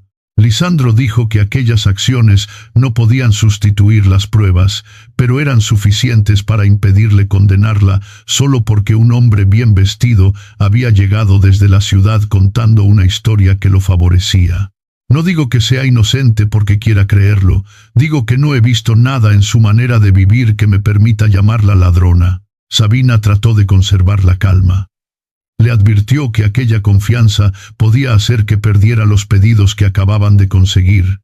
El dinero invertido en reparar el apiario y el respeto de todo el pueblo, que comenzaría a verlo como alguien que protegía a una delincuente. Lisandro respondió que había estado a punto de perder todas sus abejas por confiar demasiado en su propia experiencia y negarse a escuchar a otra persona. Aquella vez, usted me dio la oportunidad de corregir mi error. Ahora Ahora no quiero cometer el mismo solo para mantener esta casa en paz. Sabina dijo que no quería marcharse por miedo a la investigación. Solo trataba de evitar que quienes la habían ayudado tuvieran que pagar las consecuencias. Lisandro la miró directamente. Si desaparece, Anselmo será el único que quede para contar la historia. Ya permitió que lo hiciera una vez en Valladolid. Aquellas palabras dejaron a Sabina en silencio. En el patio, el viento movía suavemente las ramas casi desnudas de los perales. El viejo reloj de la cocina continuaba marcando el tiempo con regularidad, pero ella sintió que todos los años de silencio que llevaba dentro acababan de ser empujados hacia una puerta que ya no podía seguir manteniendo cerrada. Sabina se sentó frente a Lisandro y comenzó a contarle la historia de doña Jacinta Alvear. Durante los últimos meses de su vida, la anciana le preguntaba con frecuencia a Crispín por sus ahorros, aunque antes recordaba perfectamente cada gasto. Algunos días descubría que los libros de cuentas habían cambiado de lugar, que ciertas cifras habían sido modificadas y que los documentos que deseaba guardar por separado habían desaparecido. Doña Jacinta había dicho varias veces que Anselmo la presionaba para firmar documentos que no le permitía leer con atención. Sabina lo había visto registrando los cajones de la habitación de su madre, pero cuando lo sorprendió, él aseguró que solo estaba buscando un medicamento. Sabina no tenía autoridad para revisar las cuentas, ni podía acusar al hijo de la dueña de la casa, basándose únicamente en lo que había visto una vez. Después de la muerte de Jacinta, Anselmo cerró la habitación con llave, despidió a Crispín y retuvo 2 meses del salario de Sabina. Dijo que faltaba dinero en la casa y contó a los demás empleados que Sabina era la única persona que permanecía constantemente junto a la anciana. Una empleada que alguna vez la había visto pasar por el corredor se convirtió de inmediato en testigo, aunque nunca la había visto tocar el dinero. Sabina acudió a una oficina local para preguntar cómo podía defenderse. La persona que la atendió le pidió documentos, nombres de testigos y pruebas directas. Ella no tenía nada aparte de su propia palabra. Cuando otras familias se enteraron de la acusación, ninguna quiso contratar a una cuidadora sospechosa de haber robado a su antigua patrona. Fue entonces cuando recibió la carta del taller de costura de Valdehiedra. Sabina aceptó abandonar Valladolid porque aquel era el único trabajo cuya puerta todavía permanecía abierta para ella. Lisandro no la interrumpió. Solo le preguntó dónde estaba Crispín. Sabina negó con la cabeza. Después del funeral, el viejo mayordomo desapareció de la ciudad y ella no sabía a dónde se había mudado. Tras guardar silencio durante unos momentos, Sabina tomó su viejo abrigo y lo dejó sobre la mesa. Explicó que doña Jacinta se lo había regalado un día antes de morir. El abrigo estaba gastado, tenía un forro grueso y muchas costuras a punto de abrirse. Al entregárselo, la anciana solo le había tomado la mano y le había pedido que no lo tirara. Sabina no sabía qué significaba aquella advertencia. Lo había conservado porque era la única prenda abrigada que poseía y también lo último que le quedaba de la mujer a la que había cuidado. Lisandro observó el abrigo, pero no intentó adivinar su secreto. Le dijo que en la casa faltaba dinero, que el negocio podía seguir enfrentando dificultades y que los días siguientes no serían agradables. Pero en esta casa todavía hay espacio para una maleta. Sabina bajó la mirada hacia sus manos. Por primera vez, alguien conocía su historia incompleta y no le pedía que se marchara para evitar problemas. Se puso de pie, llevó el abrigo de regreso a la habitación y lo colgó en el perchero que Lisandro había construido. La maleta permaneció debajo de la cama. Sabina no volvió a abrirla. Después de tantos años preparando su equipaje antes de que los demás pudieran darle la espalda, decidió quedarse y contar por sí misma el resto de la historia de su vida. Durante los días posteriores a la acusación, Sabina siguió despertándose antes del amanecer, encendiendo la estufa y abriendo el cuaderno de pedidos como de costumbre. No quería permitir que Anselmo convirtiera su silencio en una señal de culpabilidad. Sin embargo, cada vez que bajaba al pueblo, se ponía el abrigo que doña Jacinta le había dejado. El clima se había vuelto más frío, pero esa no era la única razón. La tela gruesa hacía que Sabina sintiera que llevaba consigo una parte del pasado que Anselmo todavía no había logrado cambiar con sus palabras. La cocina ya no estaba tan llena como antes. Muchos paquetes de caramelos terminados seguían sobre los estantes, con los dobleces del papel encerado todavía perfectamente ordenados. Natividad y las otras dos mujeres continuaban llegando para trabajar, pero hablaban en voz más baja, como si un ruido demasiado fuerte pudiera hacer caer la preocupación que flotaba sobre la casa. Una tarde, Sabina se agachó para recoger un rollo de papel que estaba debajo de la mesa y el borde de su abrigo quedó atrapado en una esquina de madera que sobresalía. Escuchó un leve sonido de tela rasgándose. Cuando se levantó, vio que una parte del forro se había desprendido de una antigua costura. Sabina pensó doblar el abrigo y repararlo ella misma por la noche, pero Natividad lo vio, dejó el rollo de hilo sobre la mesa y dijo: «Dámelo, eres mejor haciendo caramelos que cosiendo abrigos. Déjame salvar esto antes de que lo conviertas en una manta». Natividad extendió el abrigo sobre la mesa, volteó el forro hacia afuera y lo acercó a la lámpara. Había trabajado como costurera durante casi toda su vida, por lo que enseguida notó una línea de hilo marrón oscuro entre las costuras ya desteñidas. Aquellas puntadas eran más pequeñas, uniformes, y estaban ocultas profundamente bajo el pliegue de la tela. No parecían una reparación común. Natividad señaló la extraña costura con la punta de la aguja y preguntó: «¿Alguna vez arreglaste esta parte?». Sabina negó con la cabeza. Recordó la mano delgada de doña Jacinta sujetándole la muñeca antes de entregarle el abrigo. La anciana le había dicho muy despacio que, por muy viejas que estuvieran las costuras, nunca debía tirarlo. En aquel momento, Sabina había pensado que solo era el apego de una mujer que sabía que estaba a punto de dejar este mundo. Natividad no deshizo las puntadas sin permiso. Esperó hasta que Sabina aceptó y después cortó cada hilo con mucho cuidado. Entre las dos capas de tela apareció un espacio estrecho. Dentro había 3 cartas delgadas y una hoja doblada varias veces, tan aplastada que casi parecía formar parte del forro.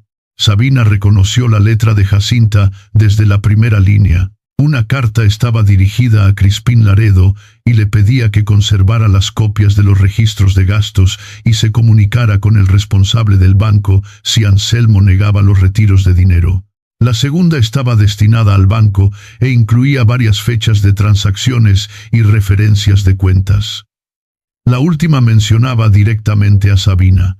Doña Jacinta había escrito que temía que su hijo culpara a la cuidadora si ella moría antes de aclarar la desaparición del dinero. Afirmaba que Sabina no tenía autorización para acceder a sus cuentas y que nunca había recibido nada fuera del salario acordado. En la hoja doblada junto a las cartas había cifras, fechas y pequeñas anotaciones que Sabina no lograba comprender por completo. La cocina permaneció en silencio durante mucho tiempo. Sabina sostuvo la carta con ambas manos, como si temiera que el papel pudiera deshacerse. Después de tantos meses en los que solo había tenido su propia palabra contra la de Anselmo, la mujer fallecida finalmente le había dejado una confirmación. Lisandro bajó inmediatamente al pueblo en busca de Baltasar. El funcionario judicial leyó cada carta y examinó el papel, la tinta y las firmas. Sabina permaneció frente a él, esperando una frase que pudiera terminar con todo. Sin embargo, Baltasar dobló los documentos con mucho cuidado y dijo: «Esta es una pista importante, pero todavía no es una conclusión».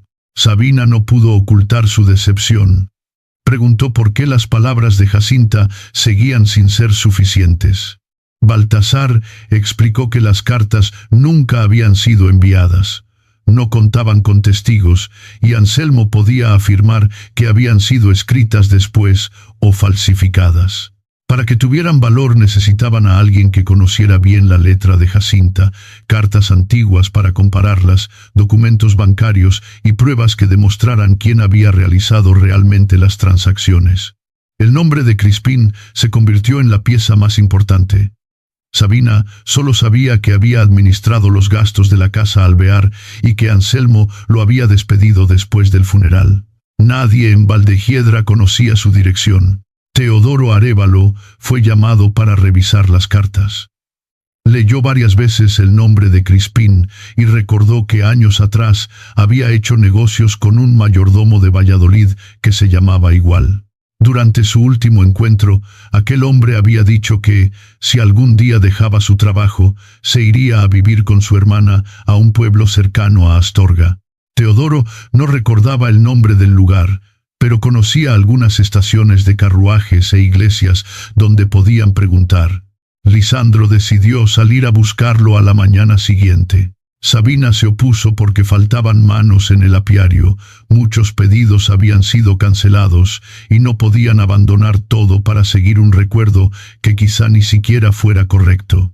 Lisandro guardó la carta de Jacinta dentro de una bolsa de cuero y dijo: «Si no encontramos a alguien que pueda confirmar estos documentos, siempre tendrás que enfrentar tu palabra contra la de Anselmo».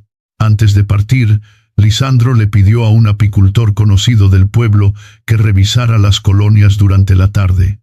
Ya no las describió con nombres como la colmena cercana al Peral o la colonia detrás de la roca. Abrió el cuaderno de Sabina y anotó con claridad el número de cada colmena, la cantidad de alimento que debía añadirse y el orden en que tenían que revisarlas. Cuando Sabina lo vio, él solo comentó que numerar las colmenas podía resultar útil cuando el apicultor tenía que viajar lejos. Antes del amanecer del día siguiente, Lisandro y Teodoro salieron de Valdehiedra en un pequeño carruaje. Sabina permaneció junto a la puerta hasta que la luz del farol desapareció detrás del camino que rodeaba la colina. A sus espaldas estaban las bandejas de caramelos sin vender, el cuaderno lleno de pedidos tachados y el abrigo con el forro abierto sobre la mesa. Por primera vez, desde la llegada de Anselmo, Lisandro no estaba a su lado. Sabina comprendió que aquellas cartas solo habían abierto un camino. Ahora tendría que proteger por sí misma la casa, el trabajo y su propio valor hasta que encontraran a la persona capaz de confirmar la verdad. Anselmo no tardó en enterarse de que Sabina había encontrado unas cartas dentro del forro del abrigo, aunque no sabía lo que decían. En lugar de preguntarle directamente, visitó a los comerciantes que habían comprado los caramelos de Valdehiedra y les comentó que las ganancias del taller podían proceder del dinero desaparecido de su madre. No afirmó que fuera cierto. Solo les aconsejó actuar con prudencia si no querían que sus mercancías o sus anticipos quedaran involucrados en la investigación. Aquella manera de sembrar dudas fue suficiente para que se cancelaran más pedidos. Las canastas con caramelos ya envueltos continuaron acumulándose en los estantes. Sabina revisó las cuentas y comprendió que las ventas ya no eran suficientes para garantizar los mismos salarios de antes. Reunió a Natividad y a las otras dos mujeres y les propuso que dejaran de trabajar temporalmente hasta que la situación se aclarara. No quería que se dijera que estaban ayudándola a ocultar bienes, y mucho menos permitir que siguieran trabajando sin saber si los productos podrían venderse. Natividad dejó el rollo de papel sobre la mesa y dijo: «Nosotras no venimos por lástima. Venimos porque el trabajo se registra con claridad, el salario se paga a tiempo y nadie ha dado la orden de cerrar esta cocina». Sabina explicó que el dinero reservado estaba disminuyendo. Natividad miró el cuaderno y respondió que, si había menos trabajo, podían reducir las horas, pero nadie tenía derecho a expulsarlas de su lugar de trabajo utilizando rumores. A la mañana siguiente, las tres llegaron a la hora acostumbrada. Una llevó otro rollo de hilo y otra apareció con sus tijeras recién afiladas. No pronunciaron grandes palabras de ánimo. Simplemente se sentaron alrededor de la mesa y continuaron envolviendo los caramelos que quedaban. La división entre los habitantes del pueblo también se volvió más evidente. Algunas personas siguieron evitando la casa de la colina. Otras llevaron papel encerado, azúcar o hierbas para venderlos al precio habitual, sin ofrecer descuentos, como si estuvieran dando limosna. Una anciana compró 2 paquetes de caramelos de menta y aclaró que pagaba por ellos porque los necesitaba, no para demostrar compasión. Sabina comprendió que el apoyo más valioso no estaba en las palabras de lástima, sino en que los demás continuaran tratando su trabajo como un trabajo verdadero. Decidió que no seguiría sentada esperando a que los rumores desaparecieran por sí solos. Sabina invitó a Baltasar a revisar todo el almacén de miel, los registros de ingredientes, los salarios y los ingresos obtenidos desde el día en que se vendió la primera tanda de caramelos. Quería demostrar que todo lo que había en aquella casa había comenzado con la miel de Lisandro y que cada saco de azúcar, cada rollo de papel y cada moneda pagada a las trabajadoras tenía un origen claro. Baltasar aceptó. Llegó una tarde con sus documentos y se instaló en el almacén contiguo a la cocina. Sabina abrió todos los cuadernos y le mostró las fechas en que habían comprado los ingredientes, la cantidad entregada a cada cliente y el dinero aportado por Lisandro. Baltasar revisó cada página con lentitud. No elogió las cuentas ni expresó sospechas. Solo anotó los puntos que necesitarían ser verificados. Mientras examinaba las facturas en la habitación contigua, un automóvil se detuvo frente a la casa. Anselmo entró sin esperar una invitación. Vio abierta la puerta del almacén, pero no distinguió a Baltasar, que estaba sentado detrás de los estantes de madera, por lo que creyó que el funcionario había salido a revisar las colmenas. Anselmo exigió hablar a solas con Sabina. Se detuvo junto a la mesa donde envolvían los caramelos, bajó la voz y dijo que Crispín ya era un hombre mayor. Podía no recordar con claridad lo ocurrido años atrás, o quizá no quisiera regresar para enfrentarse a la familia Alvear. Según él, las cartas que nunca habían sido enviadas servirían de muy poco si nadie podía confirmar su autenticidad. Después sacó del bolsillo del abrigo un documento que ya llevaba preparado. Le propuso a Sabina que firmara una confesión en la que reconocía haber tomado una cantidad menor a la denunciada, entregara el dinero que todavía tuviera y abandonara Valdehiedra. A cambio, él retiraría la solicitud de investigación, no volvería a mencionar su nombre y se aseguraría de que Lisandro no sufriera ninguna consecuencia. Sabina miró el documento, pero no lo tocó. Comprendió que Anselmo intentaba comprar su silencio porque no sabía exactamente lo que Jacinta había escrito. Si conociera el contenido de las cartas, no necesitaría tantear el terreno con un acuerdo tan apresurado.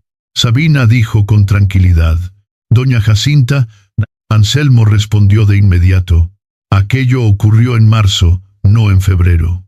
En cuanto las palabras salieron de su boca, la seguridad de su rostro desapareció.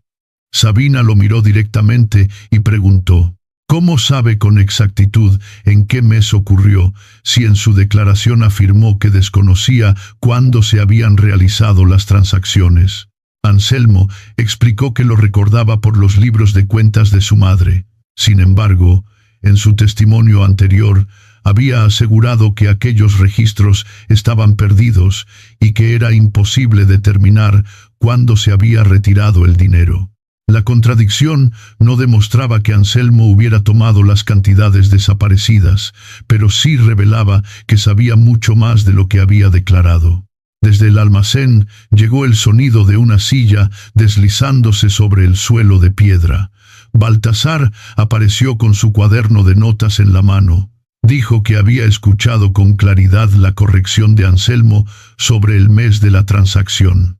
Anselmo protestó de inmediato y acusó a Sabina de haberle tendido una trampa, pero Baltasar no discutió. Se limitó a registrar sus palabras exactas, la hora y los nombres de las personas presentes. Baltasar informó que había surgido una contradicción importante en el testimonio. Cualquier medida que pudiera perjudicar a Sabina quedaría suspendida hasta que Crispín fuera localizado y el banco confirmara las transacciones. No declaró culpable a Anselmo ni permitió que Sabina considerara terminado el asunto.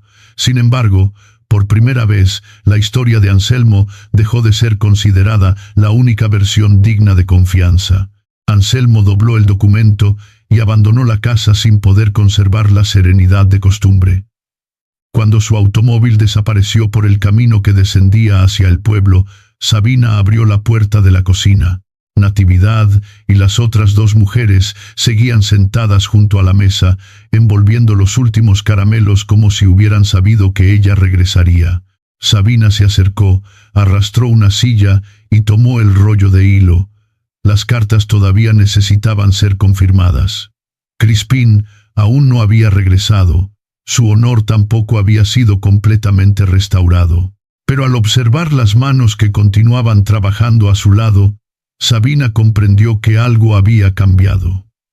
Por primera vez en su vida, ya no tenía que enfrentarse sola a la historia que otros habían escrito sobre ella. Lisandro y Teodoro tardaron casi 2 días en seguir las pistas dispersas alrededor de Astorga. Preguntaron en las estaciones de carruajes, en las iglesias y en los puestos donde solían detenerse los viajeros procedentes de Valladolid. Algunas personas recordaban a un mayordomo anciano que se había mudado para vivir con su hermana, pero nadie sabía con exactitud dónde estaba la casa. No fue hasta la tarde del segundo día cuando un vendedor de aceite los dirigió hacia una calle estrecha, situada detrás de la iglesia de un pueblo cercano. Crispín Laredo vivía en una casa baja con una parra seca frente a la puerta. Tenía 67 años, el cabello casi completamente blanco y caminaba con lentitud, pero sus ojos se volvieron cautelosos en cuanto Lisandro mencionó a la familia Alvear. Crispín mantuvo una mano sobre la puerta y explicó que Anselmo lo había despedido inmediatamente después del funeral. No quería que los años que le quedaban se vieran arrastrados nuevamente hacia los problemas de sus antiguos patrones. Lisandro no intentó convencerlo, hablando de justicia o de honor. Solo sacó la carta que Jacinta había escrito para Crispín, la dejó sobre el escalón y dijo: «Ella escondió esto dentro del forro de un abrigo. Tiene derecho a no acompañarnos, pero al menos lea lo que quería que usted supiera». Crispín sostuvo la carta con ambas manos. En cuanto reconoció la letra, la desconfianza de su rostro comenzó a desaparecer. Leyó cada línea con lentitud y se detuvo durante un largo momento en la parte donde Jacinta le pedía que conservara las copias de los registros de gastos y ayudara a Sabina si Anselmo trataba de culparla. Cuando terminó, invitó a los 2 hombres a entrar y permaneció sentado frente a una mesa pequeña, como si acabara de escuchar nuevamente la voz de la mujer fallecida. Crispín explicó que desde hacía tiempo sospechaba que Anselmo retiraba dinero de su madre para pagar deudas e invertirlo en una tienda que estaba generando pérdidas. Jacinta le había pedido varias veces que comparara los gastos, pero su salud fue empeorando y Anselmo comenzó a controlar su correspondencia cada vez con mayor severidad. Crispín no sabía que ella había escondido las cartas dentro del abrigo de Sabina. Después del funeral, lo despidieron antes de que pudiera preguntar por las cantidades que faltaban. Crispín entró en una habitación y regresó con una vieja caja de cuero. En su interior no había documentos secretos robados, sino copias de los libros de gastos que le habían encargado conservar para realizar las comparaciones mensuales, comprobantes bancarios de operaciones que él mismo había llevado a cabo en nombre de Jacinta y varias cartas antiguas escritas por ella. Los guardé porque temía que algún día dijeran que la memoria de un anciano no era digna de confianza, explicó. Nunca imaginé que ese día llegaría por culpa de lo que le hicieron a Sabina. Algunas transacciones de las copias llevaban la firma de Anselmo en el espacio reservado para quien recibía el dinero. Otras cantidades habían sido transferidas a una tienda registrada a nombre de uno de sus socios comerciales. Crispín todavía no podía afirmar con certeza a dónde había ido todo el dinero, pero las fechas demostraban que muchos retiros se habían realizado antes de que Sabina abandonara la casa Alvear. A la mañana siguiente, Crispín regresó a Valdehiedra junto con Lisandro y Teodoro. Sabina estaba contando los caramelos que quedaban en el almacén cuando escuchó el carruaje en el patio. Al ver bajar al antiguo mayordomo, permaneció inmóvil junto a la puerta, sin saber si debía alegrarse o temer que su esperanza volviera a desaparecer. Crispín inclinó la cabeza para saludarla y dijo: «Lamento no haber sabido que la estuvieron acusando durante todo este tiempo». Baltasar organizó una revisión privada en el ayuntamiento del pueblo. No permitió que los habitantes se reunieran alrededor ni anunció ningún resultado antes de examinar cada documento. Le pidió a Crispín que identificara la letra de las 3 cartas encontradas en el abrigo. Él señaló que Jacinta siempre alargaba el trazo final al escribir nombres propios, que acostumbraba poner el día antes que el mes y que al final de algunas frases aparecía una pequeña mancha de tinta porque su pluma fuente tenía una grieta.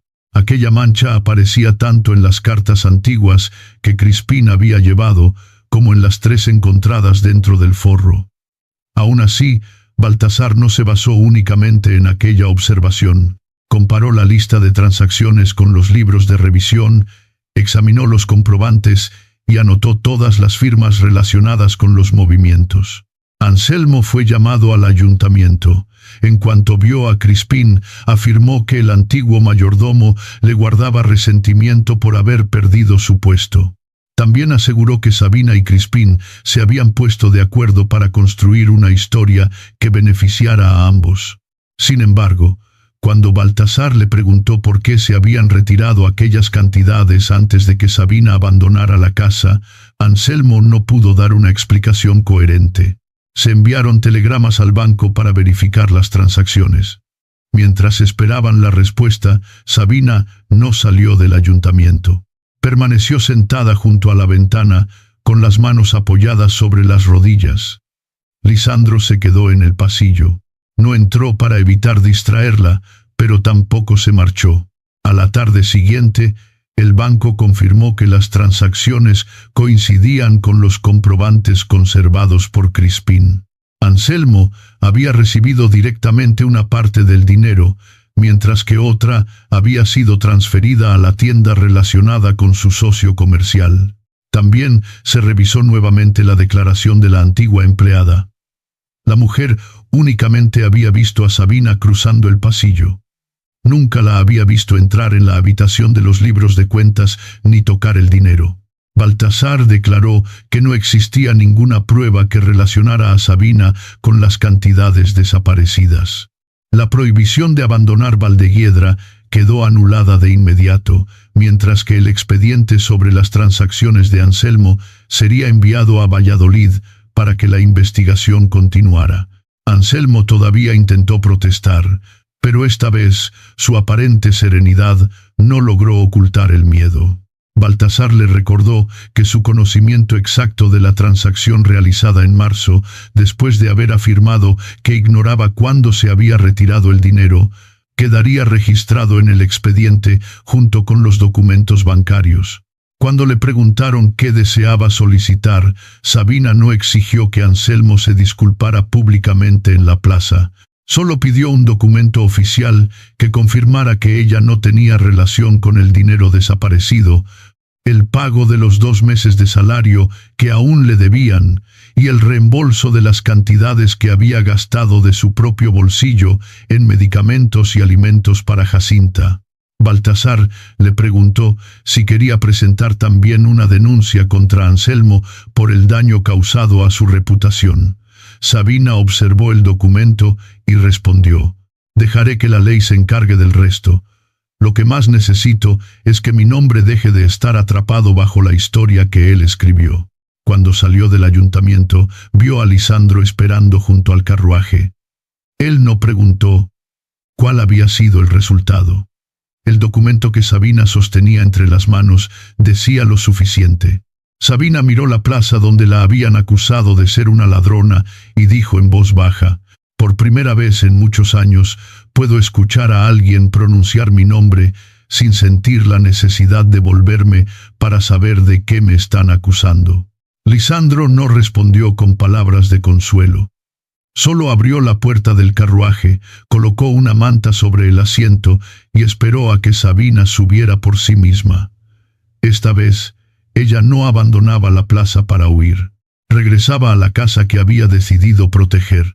Durante los días posteriores a la emisión del documento oficial sellado, los clientes comenzaron a regresar a la casa de la colina. No todos volvieron de la misma manera. Algunos se presentaron ante Sabina, reconocieron que habían creído demasiado rápido en los rumores y compraron exactamente la misma cantidad de mercancía que antes habían cancelado. Otros evitaron mencionar lo ocurrido y se limitaron a decir que sus familias necesitaban más caramelos de menta. Algunos explicaron que habían dejado de comprar por miedo a verse involucrados, pero que nunca habían dudado realmente de ella. Sabina no discutió cada una de aquellas justificaciones. Se limitó a anotar los pedidos, recibir el dinero y recordar con absoluta claridad cómo la había tratado cada persona antes de que se demostrara la verdad. El dueño de la posada fue el primero en regresar. Dejó una canasta vacía sobre la mesa y pidió que volvieran a entregarle la misma cantidad de caramelos de antes. Explicó que la devolución de los productos solo había sido una decisión prudente de un hombre de negocios. Sabina cerró el cuaderno y dijo: «Ser prudente significa esperar una conclusión. Arrojar la mercancía de otra persona frente a la puerta de su casa es algo muy diferente». Rechazó los pedidos de la posada durante un mes, aunque aquel establecimiento había sido su cliente más importante. Lisandro no intervino. Solo preguntó si un mes no sería demasiado tiempo, porque en el almacén todavía quedaba mucho papel para envolver que ya habían comprado.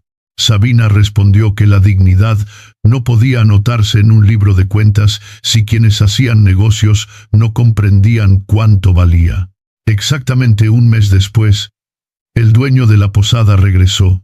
Esta vez, llevó el pago completo por adelantado. Reconoció que había actuado mal y se disculpó sin culpar a sus huéspedes ni a los rumores. Solo entonces Sabina abrió el cuaderno, anotó el pedido y dijo que podían comenzar nuevamente su relación comercial desde el principio. El salario que Anselmo había retenido y los gastos que Sabina había pagado de su propio bolsillo para cuidar a doña Jacinta le fueron devueltos después de que Baltasar terminara los trámites. Sabina no utilizó el dinero para abandonar Valdehiedra, como muchos esperaban. Compró una olla de cobre más grande, reparó la parte del techo que goteaba sobre la habitación donde preparaban los caramelos y aportó dinero para reemplazar las colmenas que ya estaban podridas. Lisandro quiso registrar todas aquellas compras en una página separada bajo el nombre de Sabina, pero ella pidió que abrieran un libro de capital compartido. Anotó por separado el dinero destinado al equipo, el valor de la miel aportada por Lisandro, el costo de las reparaciones, las horas de trabajo y la parte de las ganancias que correspondía a cada uno. Lisandro observó las columnas llenas de cifras y dijo: «Una colonia saludable no necesita saber quién aportó cada clavo». Sabina respondió: «Pero dos personas que trabajan juntas necesitan saber quién tiene derecho a decidir cuando hay que comprar un martillo nuevo». Lisandro permaneció en silencio. Después, escribió con su propia mano el nombre de Sabina junto al suyo en la primera página. Aquello no fue anunciado ante el pueblo, pero para Sabina significaba más que cualquier palabra de agradecimiento. Ya no era una mujer que cambiaba su trabajo por una habitación. Había invertido su propio dinero, compartía los riesgos y tenía derecho a participar en las decisiones sobre el futuro del apiario. El festival de invierno se celebró cuando los campos alrededor de Valdehiedra amanecían cubiertos de escarcha blanca. La plaza estaba iluminada con lámparas de aceite. Los puestos de pan caliente rodeaban la fuente y un grupo musical llegado del pueblo vecino tocaba viejas canciones. Natividad prácticamente tuvo que arrastrar a Sabina lejos del puesto.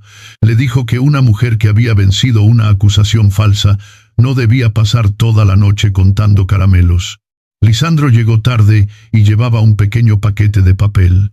Dentro había un pañuelo azul oscuro, más suave que cualquier prenda que Sabina hubiera comprado para sí misma. Él explicó que el vendedor se había equivocado al entregárselo y que no podía utilizarlo porque el color azul haría que las abejas confundieran su cabeza con el cielo. Sabina sabía que Lisandro había permanecido durante mucho tiempo frente al puesto de telas en el mercado anterior, pero aún así preguntó: «Entonces, ¿por qué no lo cambió por otra cosa?». Lisandro respondió que el camino hasta el mercado era demasiado largo, aunque recorría aquel mismo camino 3 veces por semana. Sabina se colocó el pañuelo sobre los hombros. El azul resaltaba entre los abrigos marrones y grises de la plaza. Lisandro la observó durante más tiempo de lo habitual y después se volvió para revisar las cuerdas de la carreta, aunque ya estaban perfectamente sujetas. Un herrero viudo invitó a Sabina a bailar. Era un hombre amable que había reparado gratuitamente algunas herramientas después de la investigación. Sabina aceptó bailar una canción. Lisandro se agachó de inmediato junto a una rueda cercana y comenzó a revisar cada radio con una llave. Dejó caer la herramienta 2 veces, y las 2 veces ocurrieron cuando Sabina y el herrero pasaron frente a él. Cuando terminó la canción, Sabina se acercó y preguntó qué parte de la rueda estaba dañada. Lisandro seguía agachado en el suelo y respondió con total seriedad: «Tiene un problema muy grave. Cada vez que alguien la empuja, gira». Sabina se hizo a reír. Natividad, que estaba cerca, tuvo que volver el rostro para ocultar una sonrisa. El grupo musical se preparaba para tocar la última canción de la noche. Sabina extendió la mano hacia Lisandro y dijo: «Si la rueda no tiene arreglo, puede dedicar su tiempo a otra cosa». Lisandro nunca había sido buen bailarín. Antes de completar la primera vuelta, pisó 2 veces el borde del vestido de Sabina. Intentó soltarle la mano, pero ella lo sostuvo y dijo: «Un hombre que logró salvar más de 40 colonias de abejas seguramente puede aprender a colocar los pies en el lugar correcto». Continuaron bailando hasta que la música se volvió más lenta. Cuando las personas a su alrededor comenzaron a abandonar el espacio de baile, la mano de Lisandro siguió sosteniendo la de Sabina durante más tiempo del necesario. Ninguno declaró su amor. No hubo ningún beso. Solo estaban el pañuelo azul sobre los hombros de ella, la mano áspera de él, y un silencio que ya no hacía que ninguno de los dos quisiera alejarse. Durante el camino de regreso hacia la colina, Sabina escuchó que el agua al pie de la pendiente sonaba con más fuerza de lo habitual. Bajó del carruaje, iluminó el arroyo con el farol y notó que el agua estaba turbia, aunque había dejado de llover desde el día anterior. Lisandro pensó que la nieve de las zonas altas se estaba derritiendo antes de tiempo. Al pasar junto a una roca, donde aún podían verse las marcas de antiguas inundaciones, se detuvo. El nivel del agua estaba a poca distancia de la marca más baja. Ninguno de los dos consideró que existiera un peligro inmediato. Aún así, Sabina sacó su pequeño cuaderno y anotó la fecha, el clima y la altura del agua. A sus espaldas, la música de la plaza todavía llegaba arrastrada por el viento. Al pie de la colina, el arroyo continuaba creciendo silenciosamente en la oscuridad. Hasta este punto, lo que más admiro de Sabina no es que finalmente haya logrado demostrar su inocencia, sino que se haya atrevido a quedarse cuando su primer instinto siempre había sido preparar la maleta y desaparecer. Lisandro tampoco la defendió, dejándose llevar por las emociones. Confió en ella por lo que había visto con sus propios ojos. Una moneda de vuelta, cada salario anotado con claridad y ninguna colmena abierta sin permiso. Para mí, esa es la forma más madura de confianza. No es ciega, pero tampoco da la espalda apresuradamente cuando la verdad se vuelve incómoda. Sabina recuperó su honor no gracias a un milagro, sino a las cartas, los libros de cuentas, los testigos y a la serenidad con la que consiguió que Anselmo revelara su propia contradicción. Pero, ¿puede una justicia que llega tarde borrar de verdad la sensación de haber sido observada con sospecha por todo un pueblo? Si fueran ustedes, ¿tendrían la generosidad suficiente para volver a hacer negocios con quienes dejaron la mercancía frente a la puerta de su casa? Y ahora que Sabina ha recuperado su nombre, ¿se atreverá a creer que la mano de Lisandro, que permaneció junto a la suya durante la última canción, no fue solo un instante de debilidad? Porque, a veces, la prueba más difícil después de haber demostrado nuestra inocencia no consiste en convencer a los demás de que somos buenas personas, sino en creer que merecemos ser amados y formar parte de un hogar. Durante las semanas posteriores al festival, el clima en Valdeguiedra cambió con mayor rapidez que en otros años. La nieve de las zonas altas comenzó a derretirse cuando el invierno aún no había terminado. Después llegó una lluvia que se prolongó durante varios días, a veces ligera como la neblina y otras tan intensa que las tejas temblaban durante toda la noche. Sabina no se limitaba a escuchar el sonido del agua para hacer sus cálculos. Cada mañana bajaba al pie de la colina, comparaba el nivel del arroyo con las anotaciones de su pequeño cuaderno y marcaba con carbón una nueva línea sobre la roca. El agua subía cada día. El pozo situado detrás de la casa comenzó a enturbiarse, aunque antes se había mantenido limpio incluso después de las lluvias más fuertes. La tierra alrededor de la fila más baja de colmenas se había ablandado tanto que los pies de Sabina se hundían profundamente al caminar. Los charcos formados entre los senderos ya no desaparecían por la tarde, sino que continuaban extendiéndose. Al revisar el antiguo muro de contención situado debajo del apiario, descubrió una fina grieta entre dos bloques de piedra. Lisandro se agachó para examinarla y presionó el muro con la mano para comprobar su firmeza. Dijo que aquella grieta probablemente llevaba allí muchos años y que la estructura había resistido otras temporadas de lluvia. Según sus cálculos, aún disponían de al menos 2 días antes de que el agua llegara al terreno más bajo. Sabina abrió el cuaderno y le mostró las marcas del nivel del agua registradas durante los 3 días anteriores. La distancia entre la primera y la segunda era mucho menor que la existente entre la segunda y la más reciente. Eso significaba que el agua no estaba subiendo a un ritmo constante, sino cada vez más rápido.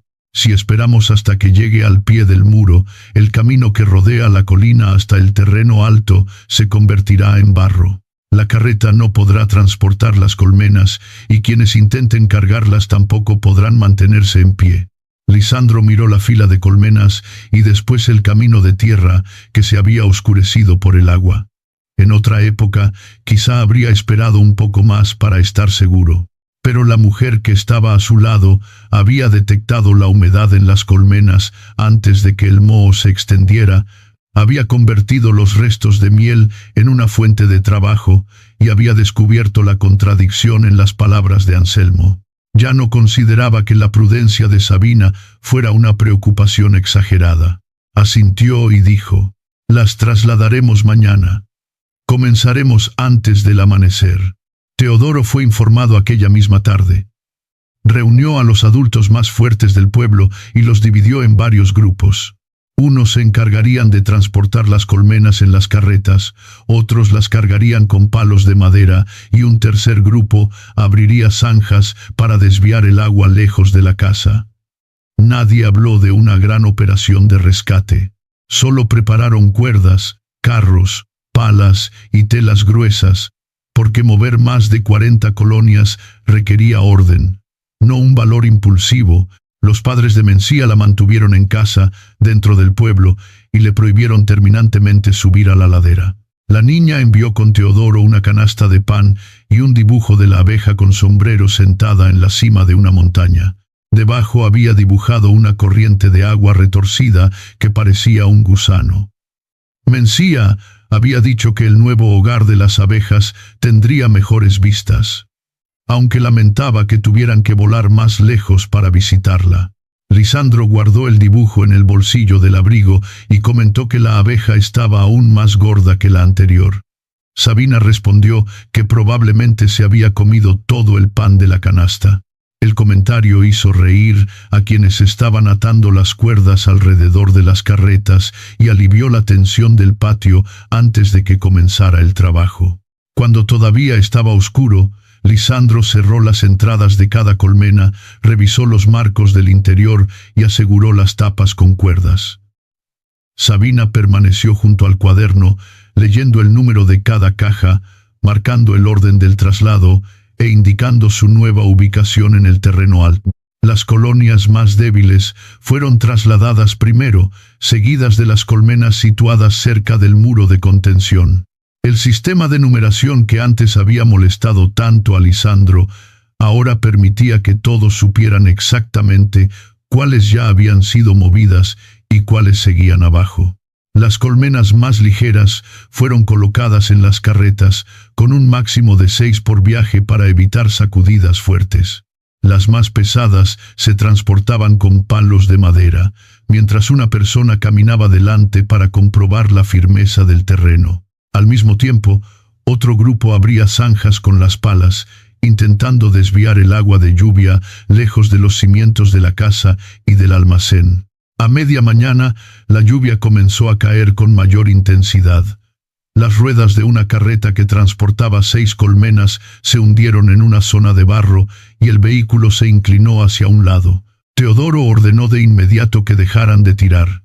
Los hombres soltaron las cuerdas, bajaron las colmenas una por una y solo después levantaron la rueda para sacarla del lodazal. Ninguna caja volcó, pero perdieron casi media hora, y el sendero se volvió más resbaloso con cada paso.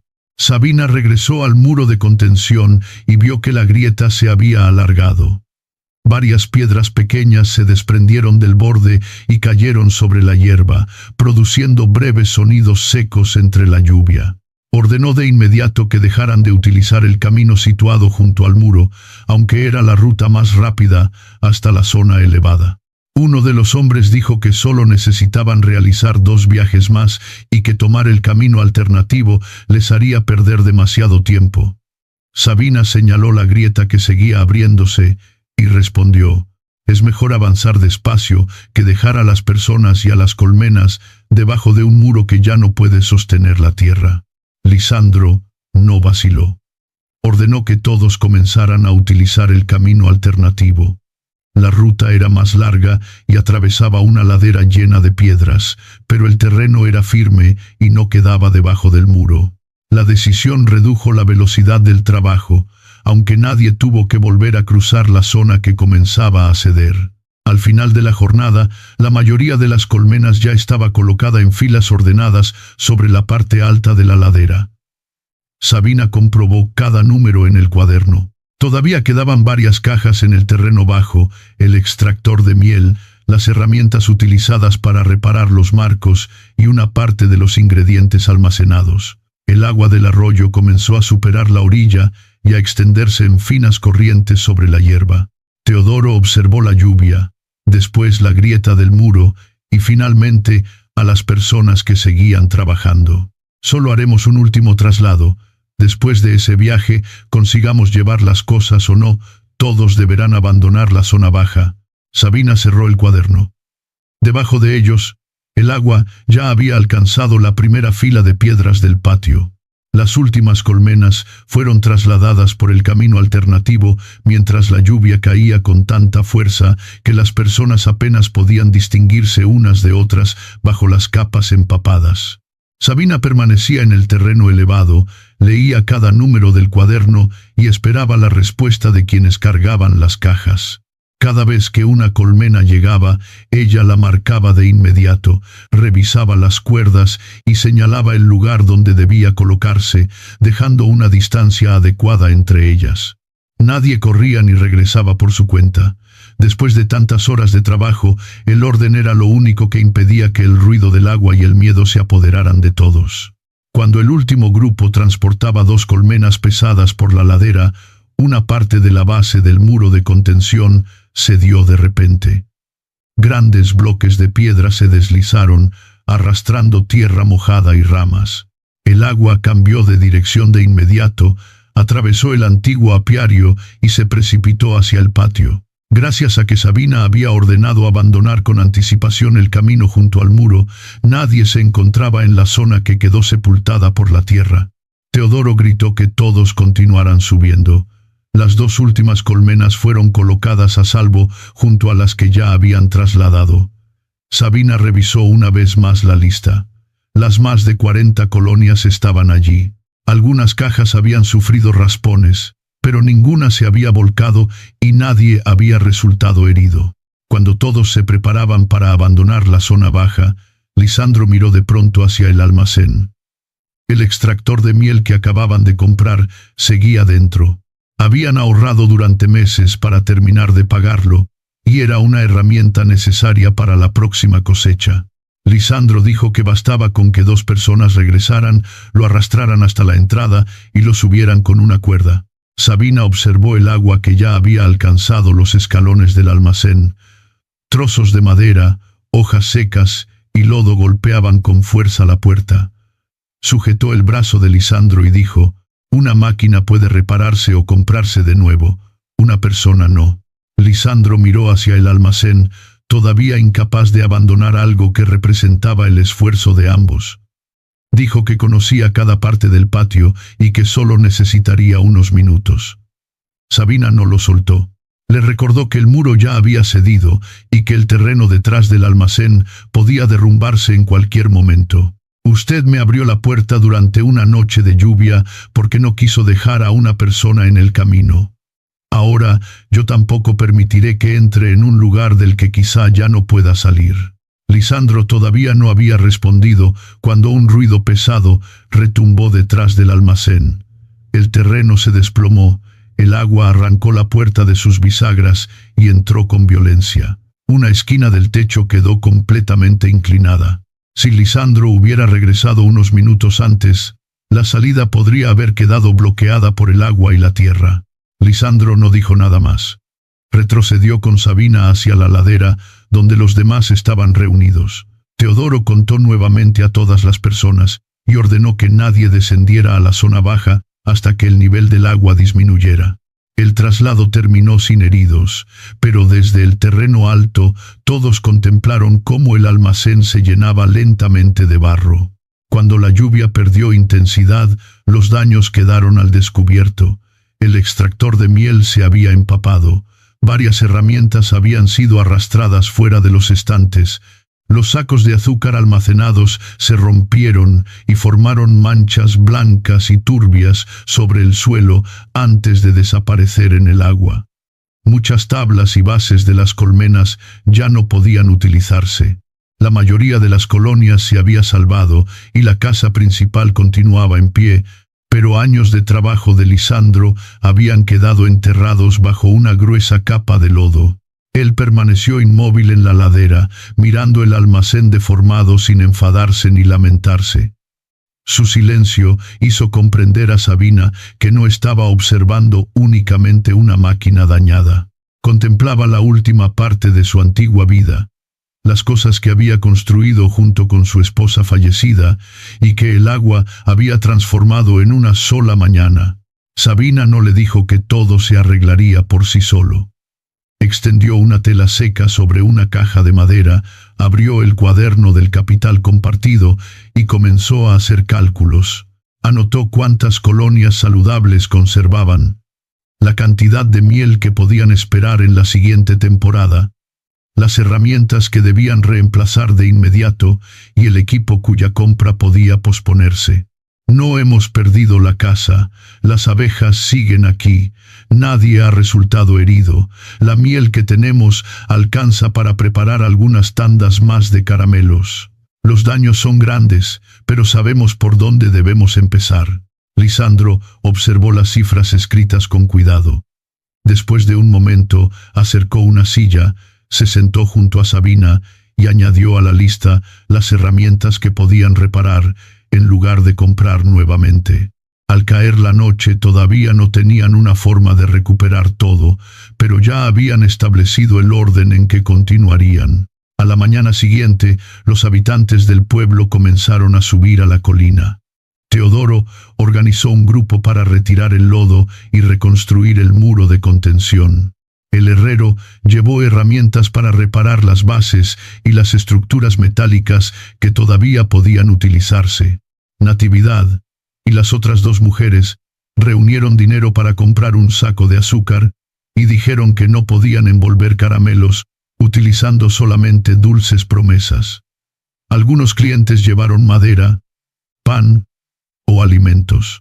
Nadie dio más de lo que podía permitirse, pero cada persona aportó algo que podía usarse de inmediato. El dueño de la posada que antes había devuelto los pedidos también apareció. Trabajó durante 3 días completos retirando barro y transportando piedras, sin mencionar lo ocurrido para justificar sus antiguas decisiones.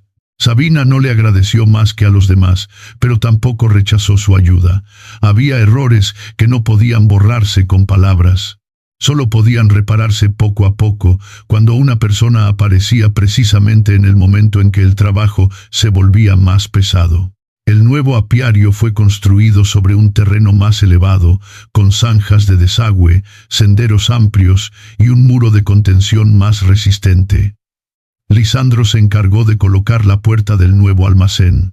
Cuando terminó, la puerta estaba visiblemente inclinada hacia un lado, pero él aseguró que la pendiente del terreno era la culpable. Sabina dejó una canica sobre el suelo. La esfera rodó directamente hacia la puerta y se detuvo junto al pie de Lisandro. «¿Entonces toda la colina está en su contra?», preguntó. Lisandro recogió la canica, dijo que tenía prejuicios contra él y desmontó la puerta para volver a instalarla. Las risas surgieron entre el aroma de la madera nueva y el barro que todavía no se había secado. Les recordaron a todos que aquella casa no solo estaba siendo reparada, estaba volviendo a la vida.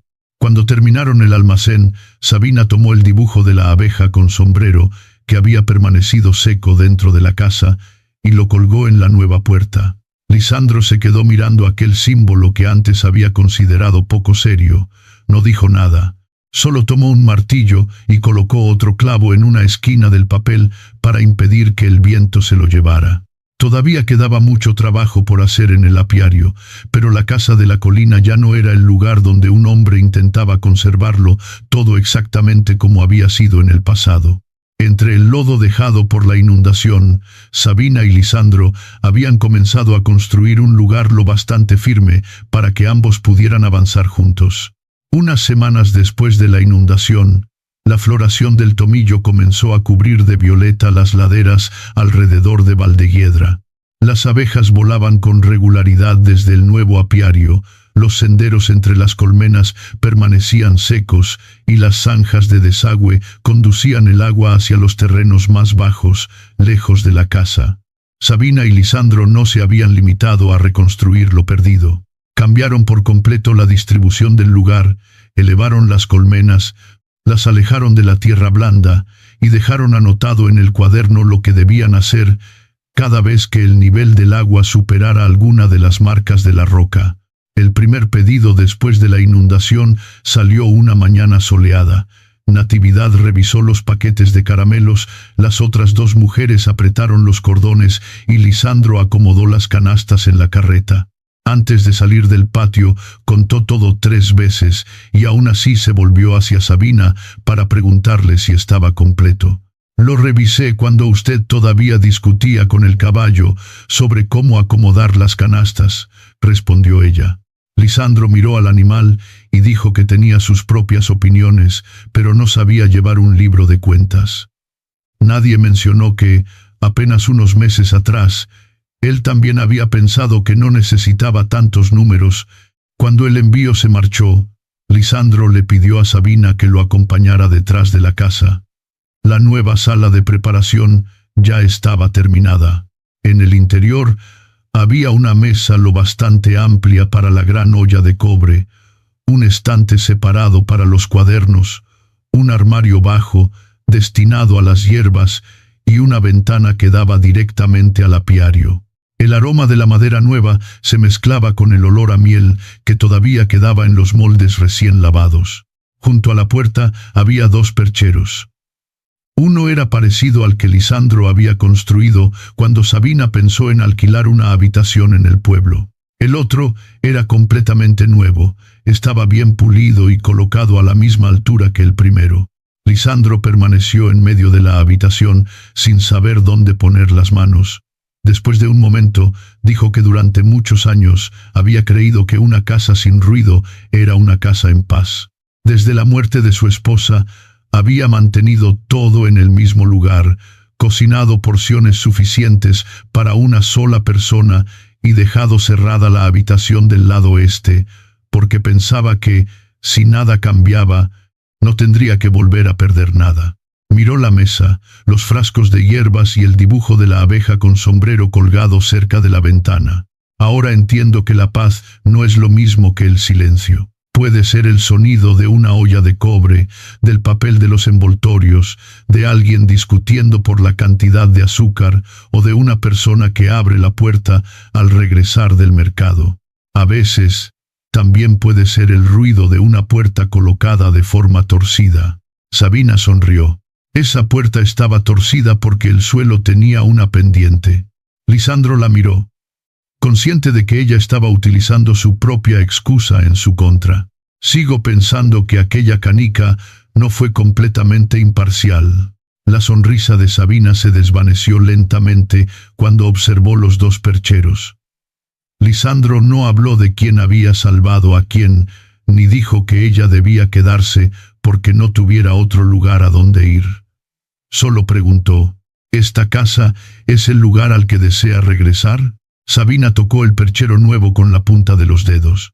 ¿Para qué clase de herramienta lo construyó? Lisandro sacó una llave del bolsillo.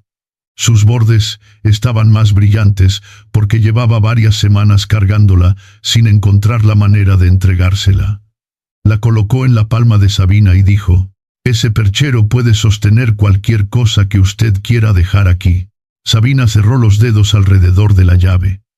Durante muchos años, había mantenido su equipaje cerca de la puerta, preparada para marcharse antes de que alguien pudiera expulsarla. Pero esta vez, la decisión no estaba en manos de Lisandro, de Anselmo, ni de ninguna de las personas que habían contado su historia en su lugar.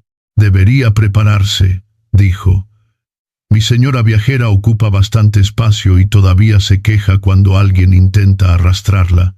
«Entonces será mejor no volver a arrastrarla», respondió Lisandro. Su primer beso ocurrió con sencillez junto a la ventana. No hubo promesas grandiosas. Solo el aroma de la madera nueva, la miel y la luz, extendiéndose sobre los campos que acababan de superar una temporada de lluvias violentas. Sabina no se quedó porque alguien la hubiera rescatado. Se quedó porque había construido un trabajo junto a Lisandro, había protegido las abejas y había convertido aquella casa en un lugar del que también era responsable. A comienzos del verano, registraron su matrimonio en el ayuntamiento delante de unas pocas personas cercanas. Mencía llevó un ramo de flores silvestres tan grande que casi le cubría el rostro. La niña anunció que, a partir de ese momento, las etiquetas de los caramelos debían mostrar 2 abejas con sombrero.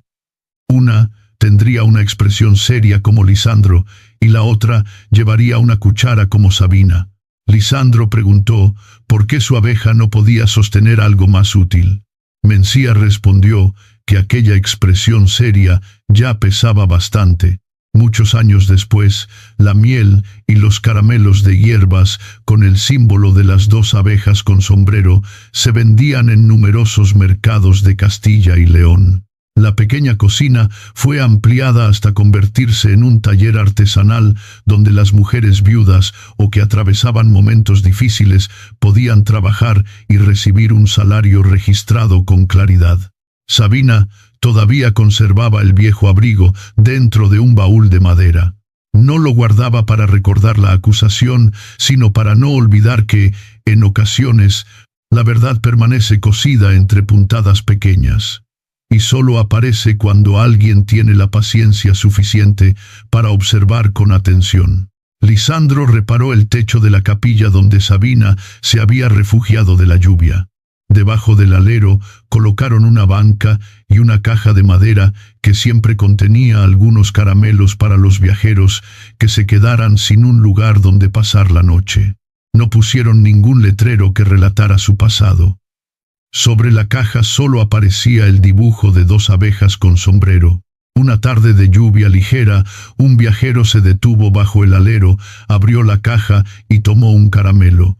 A lo lejos, las luces de la casa de piedra brillaban sobre la ladera.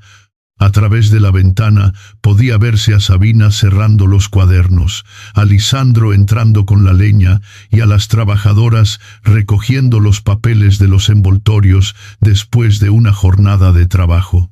La puerta que una vez se abrió para proteger a una mujer de la lluvia terminó convirtiéndose en el lugar desde donde aquella mujer continuaría abriendo puertas para los demás. Gracias de corazón a todos por haber permanecido junto a esta historia, desde el momento en que una mujer se acurrucó